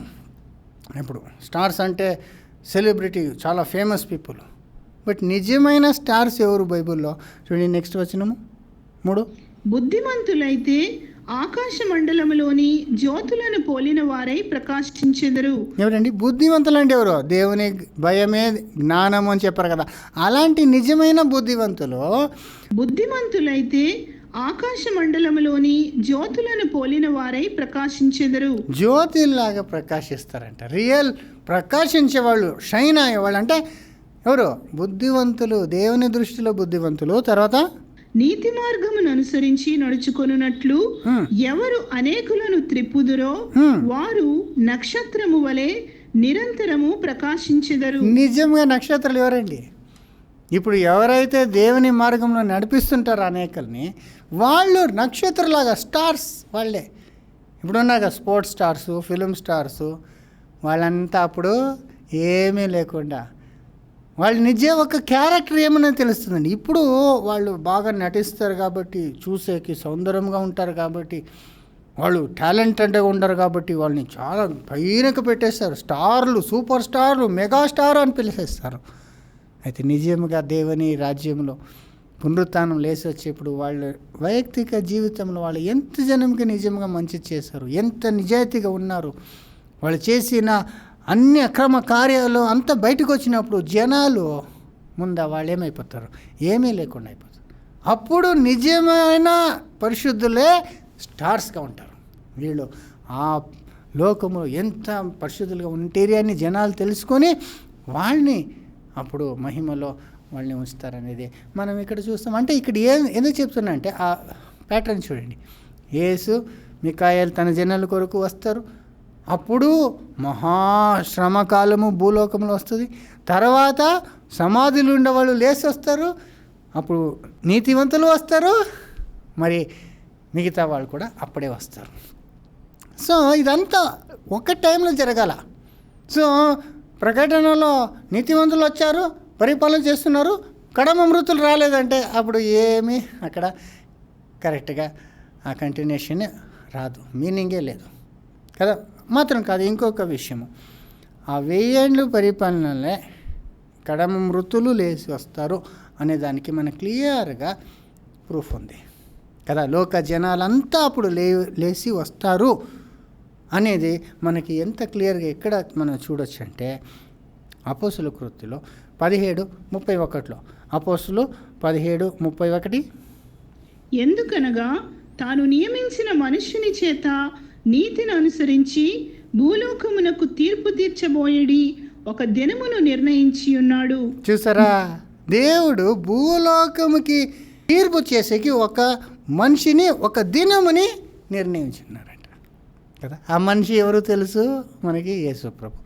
ఆ దినము ఏది అనేది మనము తెలుసుకోవాలా. చూడండి మళ్ళీ ఇంకోసారి, ఎందుకనగా తాను నియమించిన మనుష్యుని చేత నీతిని అనుసరించి భూలోకమునకు తీర్పు తీర్చబోయేడి ఒక దినమును నిర్ణయించి ఉన్నాడు. మృతులలో నుండి ఆయనను లేపినందున దీని నమ్ముటకు అందరికి ఆధారము కలుగు చేసి ఉన్నాడు. చూసారా, దీన్ని నమ్ముటకు అందరికీ ఆధారము, ఆయనని మృతుల్లో లేపిన వలన అందరూ లేపబడతారని ఒక ఆధారము మనకి దొరికింది. ఆ ఒక దినము నియమించబడింది ఆ ఒక మనిషి ద్వారా లోకంకి తీర్పు అనేప్పుడు. ఆ ఒక దినము, ఆ మనిషికి ఆ ఒక దినము ఎంతకాలము అనేప్పుడు చాలా జన క్రైస్తులు తీర్పు దినం అనేప్పుడు అది 24 గంటలు అనుకుంటారు. తీర్పు దినం వస్తుంది, డే ఆఫ్ జడ్జ్మెంట్ అంటాం కదా. ఆ డే ఆఫ్ జడ్జ్మెంట్ ఎంతకాలం అంటే 2 పేతురు 3:8 ఎంత క్లియర్గా మనము చదవచ్చు. 2 పేతురు 3:8.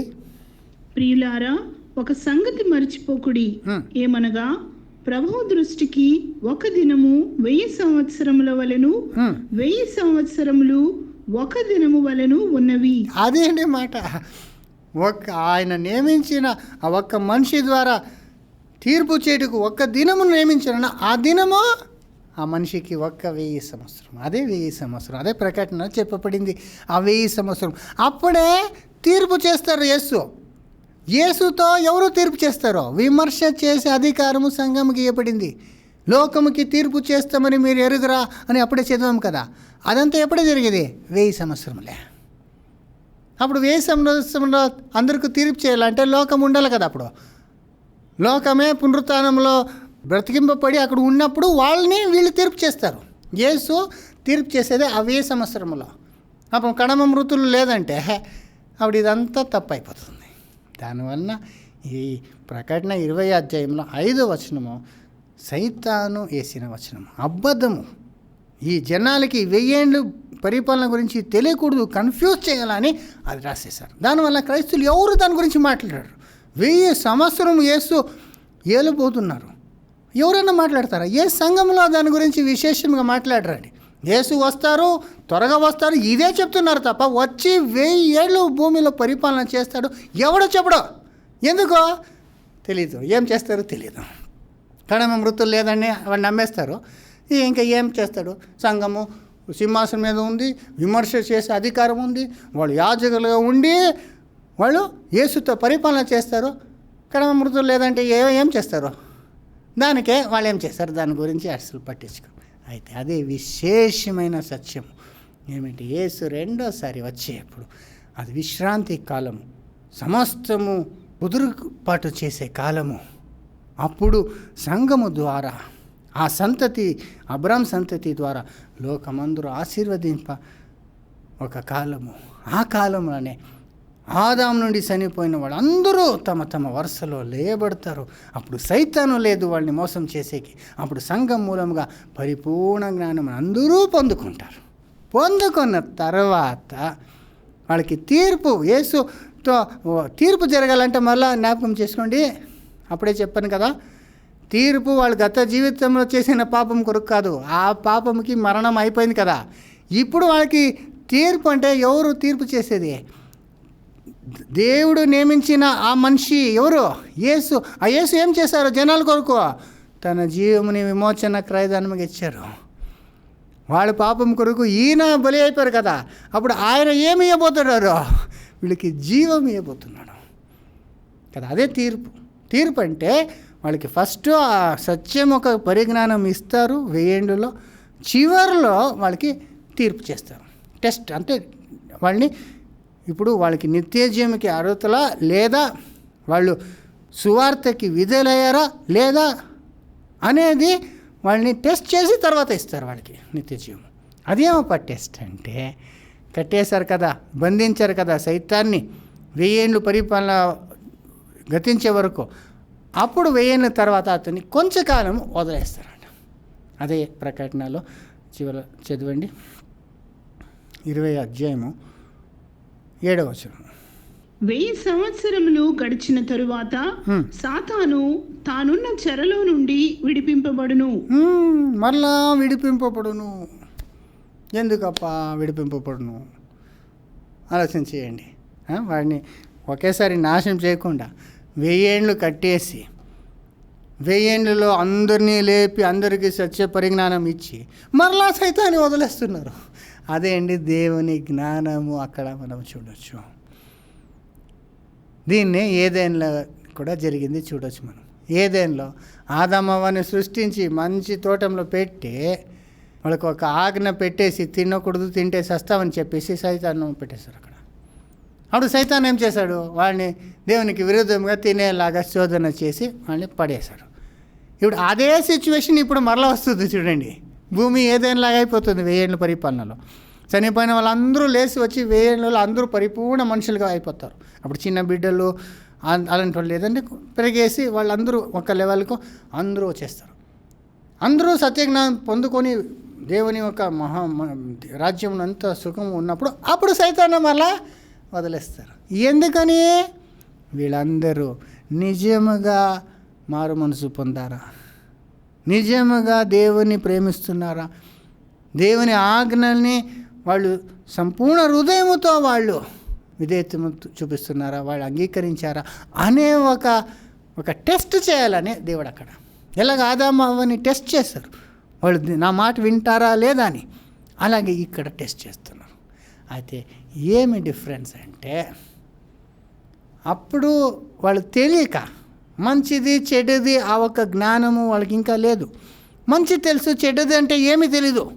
పళ్ళనొప్పి అంటే ఏమి తెలీదు, పొట్టనొప్పి అంటే ఏమి తెలీదు, క్యాన్సర్ అంటే ఏమి తెలీదు, ఎయిడ్స్ అంటే ఏమి తెలీదు, చెమట కార్చేది అంటే ఏమీ తెలియదు కదా, నొప్పి అంటే ఏమీ తెలీదు. దానివల్ల ఏం చేశారు? పాపం చేసేస్తారు. అయితే తర్వాత ఈ జీవిత కాలంలో ఒక్కొక్కరు బాగా అనుభవించి పాపం చేసి పాపం ఒక జీవితాలు అంటే దాని ఒక రిజల్ట్ ఏమనేది కష్టమంతా కన్నీళ్ళు అనుభవించి చచ్చిపోయిన వాళ్ళు మరలా లేచి వచ్చినప్పుడు అది 1000 ఏళ్ళ పరిపాలన దేవుని యొక్క కృప ఆ ఒక ఆశీర్వాదం కూడా రుచి చూసిన తర్వాత అప్పుడు మంచిదే చెడుది రెండు తెలిసిన వాళ్ళకి ఇప్పుడు వాళ్ళని టెస్ట్ చేసేప్పుడు మ్యాక్సిమం అందరూ ఏమైపోతారండి, మరలా మనం పాపం చేస్తే పాపం ఏమో తీసుకొస్తుంది, సైతాన్ మాట వింటే మనకేమవుతుంది అందరూ గ్రహించుకుంటారు కదా. అయితే సైతాను అందరినీ మోసం చేసే ప్రయత్నం మాత్రం చేస్తాడు. అదే ఇక్కడ ఎంత క్లియర్గా ఉంది చూడండి 20 అధ్యాయము 8వ వచనము. భూమి నలుదిశల యందుండు జనములను లెక్కకు సముద్రపు ఇసుక వలె ఉన్న గోగు మాగోగు అను వారిని మోసపరిచి వారిని యుద్ధమునకు పోగు చేయుటకై వాడు బయలుదేరును. చూసారా, అంటే ఇసుకలాగా ఉన్నారంత జనాలు. ఇప్పుడేంత పాపులేషన్ అండి, ఇక చనిపోయిన వాళ్ళందరూ లేసి వస్తే 1000 ఏళ్ళ పరిపాలనలో చివరిలో ఎలాగుంటుంది, భూమి ఇసుక లాగా జనాలు ఉంటారు. వాళ్ళందరినీ మోసము చేసి దేవునికి విరుద్ధంగా పోగు చేయుటకు పోతాడు సైతాన్. అందరినీ మోసం చేస్తాడని కాదు, మోసం చేసే ప్రయత్నం చేస్తాడు. అప్పుడు ఎవరైతే వాళ్ళు సైతాన్తో చేరుకుంటారో వాళ్ళని మాత్రము దేవుడు రెండో మరణంలో అగ్ని పంపించి రెండో మరణంలో నాశనం చేసేస్తాడు. చూడండి అది నెక్స్ట్ 9. వారు భూమి అందంతటా వ్యాపించి పరిశుద్ధుల శిబిరమును ప్రియమైన పట్టణమును ముట్టడి వేయగా పరలోకములో నుండి అగ్ని దిగి వచ్చి వారిని దహించెను. అదే అండి తీర్పు, ఫైనల్ తీర్పు. సైతాన్తో చేరుకున్న ఆ జనాల్ని దేవుడు అగ్నితో నాశనం చేస్తాడు. అది రెండవ మరణం కదా. అయితే ఒక విషయం ఏం తెలుసుకోవాలంటే, అప్పుడు దేవుడు చేసే తీర్పు ఏదేనలో చేసినట్లు ఉండదు. ఏదేంలో ఒక్క మనిషి పాపం చేస్తాడో అందరికీ తీర్పు ఇచ్చేశారు. నువ్వు మట్టిలో చనిపోయినది అందరికీ వచ్చేసింది కదా. అలాగుండదు. దేవుడు ఫైనల్ తీర్పు ఇప్పుడు నిత్య జీవం ఇవ్వాలన్నా లేదంటే సైతాన్తో నాశనం చేయాలా రెండో మరణంలో అనే ఒక తీర్పు ఇండివిజువల్గా జరుగుతుంది. ఇండివిజువల్గా అంటే వైయక్తికముగా. అది ఎంత క్లియర్గా మనకి యెరెమీయాలో చెప్పబడింది. చదవండి. యెరెమీయా 31:29. ఆ దినములలో తండ్రులు ద్రాక్షకాయలు తినగా పిల్లల పళ్ళు పులిసెనను మాట వాడుకొనరు. ఇప్పుడు చూడండి ఏమండి, ఆ దినములు అంటే ఎప్పుడు 1000 ఏళ్ళ పరిపాలనలో తండ్రులు పులిసిన ద్రాక్ష కాయలు తిన్నారు, మా పళ్ళు పులిసిపోయిందని చెప్పారంట. చూడండి మళ్ళీ ఇంకోసారి క్లియర్గా. ఆ దినములలో తండ్రులు ద్రాక్షకాయలు తినగా పిల్లల పళ్ళు పులిసెనను మాట వాడుకొనరు. తండ్రులు ద్రాక్షకాయ తింటే పిల్లల పళ్ళు ఏమైపోయిందంట? పులిసిపోయిందంట. చూసారా? అలాగే కదా అయింది. ముందు ఆదాము అవ్వ పండ్లు తిన్నారు, శాపం మనందరికి వచ్చేసింది. దీన్ని బట్టి చెప్పొచ్చు ఆదాము ద్రాక్ష పండు తిండి వచ్చినారు ఏమో కదా. ఈ వచనం చూస్తే వాళ్ళు తినింది అందరికీ శాపం వచ్చింది కదా. అంటే మనం అందరం ఆపల్ అనుకుంటాం, ఆపలను లేదు, అక్కడ ద్రాక్ష పండును లేదు. అంటే అది ఏ పండు అయితేనో వాళ్ళు చేసిన కార్యం బట్టి పాపము నిమిత్తము అందరికీ శాపం వచ్చింది. అలాగా ఆ దినములో చెప్పరు, అంటే 1000 ఏళ్ళలో చెప్పరు. ఎందుకంటే అప్పుడు తీర్పు అలాగుండదు. అప్పుడు ఒకరి ద్వారా అందరికీ రాదు. అప్పుడు అందరూ పునరుద్ధరణలు వచ్చి అందరూ సత్యం తెలుసుకుని అందరూ వయసుకు వచ్చిన పూర్ణ వయసు ఉన్నాను కాబట్టి అందరినీ ఇండివిజువల్గా వైయక్తికంగా దేవుడు తీర్పు చేస్తాడు. అదే నెక్స్ట్ వచనం 31:30 జెరెమీయా. ప్రతివాడు తన దోషము చేతనే మృతి నందును, ఎవడు ద్రాక్షకాయలు తినును వాని పళ్ళే పులియును. అంతే. అర్థమైందా? ఎంత నీతి ఉంది చూడండి దేవుని కార్యాల్లో. అక్కడ ఎందుకు అలా చేశారు? ఒక్క మనిషి ద్వారా అందరికీ తీర్పు ఇచ్చారంటే ఇంకా ఒక్క మనిషి ద్వారా అందరినీ విడుదల చేయొచ్చు అనే ఒక్క కారణంతో అలా చేశారు. అయితే ఇప్పుడు అందరూ పునరుత్థానం లేచి వచ్చినప్పుడు ఇప్పుడు ఆదాం పాపం చేస్తే ఆదామే చేస్తాడు, ఇంకా వేరే వాళ్ళు చేతిలో లేదు. ఎవరు పాపము చేస్తారో వాళ్ళే చేస్తారు. అంటే ఇండివిజువల్ చాయిస్. అందరికీ దేవుడు ఈక్వల్ చాయిస్ ఇస్తారు. అందరికీ పరిజ్ఞానం ఇచ్చారు, సత్యము ఏమని తెలుసు కదా. ఇప్పుడైతే తెలియదు అనే దేవుడు ఎవరో తెలియదు, సైతాన్ ఎవరో తెలియదు, సైతాన్నే దేవుడు అనుకున్నారు. అలాగుంది కాలం. అయితే అప్పుడు అందరూ తెలుసుకుంటారు కదా. సైతాన్ లేకుండా ఉన్న ఆ 1000 ఏళ్ళలో సంఘం మూలంగా అందరూ జ్ఞానము తెలుసుకున్న తర్వాత వాళ్ళని టెస్ట్ చేస్తారు. ఆ టెస్ట్కే సైతాన్ని వదిలేది. అప్పుడు ఇంత తెలుసుకొని సైతాన్తో చేరితే అప్పుడు వాళ్ళు నిజంగా వాళ్ళు మనసులో వాళ్ళు మారలేదు, దేవుని ప్రేమని చూడలేదు కాబట్టి వాళ్ళని నిరంతరంగా నాశనం చేసేస్తారు. అదే అగ్ని వచ్చి కాల్చేసిందంటే రెండో మరణం 21 ప్రకటన 8 ఉంది కదా, మనం ముందు కూడా చదువుకున్నాము. పిరికివారును అవిశ్వాసులను అసహ్యులను నరహంతకులను వ్యభిచారులను మాంత్రికులను విగ్రహారాధకులను అబద్ధికులందరూ అగ్ని గంధకములతో మండు గుండములో పాలు పొందుదురు. ఇది రెండవ మరణము. సో అక్కడ ఏముందంటే అన్ని పాపము చేసేవాళ్ళు మారకుండా ఉన్న పాపులందరినీ అగ్నిగంధమైన లేక్లో వేసేస్తారు. అది రెండో మరణము అని చెప్పబడింది కదా. సో రెండో మరణము అన్నప్పుడు మొదట మరణం ఎలా వచ్చింది? ఆదాం ద్వారా అందరికీ మరణం వచ్చింది. ఒక్క మనిషి ద్వారా పాపము ద్వారా మరణం అందరికీ వచ్చేసింది. అయితే ఇప్పుడు దాని నుండి యేసు మూలంగా పునరుత్థానంలో లేపబడి వాళ్ళు సత్యము తెలుసుకున్న తర్వాత అప్పుడు మరలా వాళ్ళు ఇంకా మనపూర్వంగా పాపము చేస్తే అప్పుడు వాళ్ళకి వచ్చే ఆ ఒక అంత్యము రెండో మరణంగా ఉంటుంది. అంటే మరలా చనిపోతారు. వాళ్ళకి అక్కడి నుండి విడుదల ఉండదు, అక్కడి నుండి పునరుత్థానం ఉండదు, ఏ నిరీక్షణ ఉండదు, పర్మనెంట్గా నాశనం అయిపోతారు. అయితే మిగతా జనమంతా వాళ్ళు ఏం చేస్తారు? వాళ్ళు పాపం చేయరు. ఎందుకంటే వాళ్ళు తెలుసుకున్నారు కదా దేవుడు నిత్య జీవి ఇవ్వబోతున్నాడు అనేది. ఇప్పుడు మనం ఎలాగా ఇప్పుడు రక్షణ పొందామో అలాగా లోక జనాలు అందరూ రక్షణని పొందుకొని నిత్య జీవుని వాళ్ళు పొందుకుంటారు కదా. ఇదే ఎజెకియల్ 18:4 కూడా ఇలా చెప్పబడింది. ఎజెకియల్ 18:4 మనుషులందరూ నా వశములో ఉన్నారు. ఉమ్, తండ్రులేమి కుమారులేమి అందరూ నా వశములో ఉన్నారు. ఉమ్. పాపము చేయువాడెవడో వాడే మరణమునందును. అంతే, పాపం ఎవరు చేస్తాడో వాడే మరణం పొందుకుంటాడు. వేరే వాళ్ళకి పితృల కొరకు పిల్లలు, పిల్లల కొరకు పితృలు అక్కడ సఫర్ అయ్యేదిలాగా ఉండదు. అదే 20 వచనము. పాపము చేయువాడే మరణమునందును. ఉమ్, తండ్రి యొక్క దోష శిక్షను కుమారుడు మోయటలేదని ఉమ్, కుమారుని దోష శిక్షను తండ్రి మోయడు. ఉమ్, నీతిపరుని నీతి ఆ నీతిపరునికే చెందును. ఉమ్. దుష్టుని దుష్టత్వము ఆ దుష్టునికే చెందును. అప్పుడు దేవుని రాజ్యం అలాగ ఉంటుంది. సో అప్పుడు ఏమవుతుందండి, ఎంత బ్యూటిఫుల్గా దేవుడు అందరూ రక్షణ పొంది నిత్య జీవము పొందుకోవాలా, సత్యం గురించి అనుభవం పొందుకోవాలని ఇచ్చిస్తున్నారు. అలాగే అందరూ క్రీస్తు ద్వారా రక్షింపబడి ఇంకా వచ్చే యుగ కాలంలో యుగములో భూమిని పరలోకంలాగా ఉండిపోతుంది. దేవునికి ఎప్పుడూ భూమి నుండి మహిమ కలుగుతుంది. దీని విషయంలో ఇంకా కొన్ని విషయాలు, వచనాలు మనం క్లారిఫై చేయాలి బైబిల్లో దీనికి సంబంధించింది. దాన్ని మనము 3వ భాగము, చివరి భాగము, యేసు ఎప్పుడు రక్షిస్తారనే విషయము మనము వచ్చే క్లాస్లో చూసుకుందాము. అంతవరకు దేవుడు మీతో ఉండను కాక.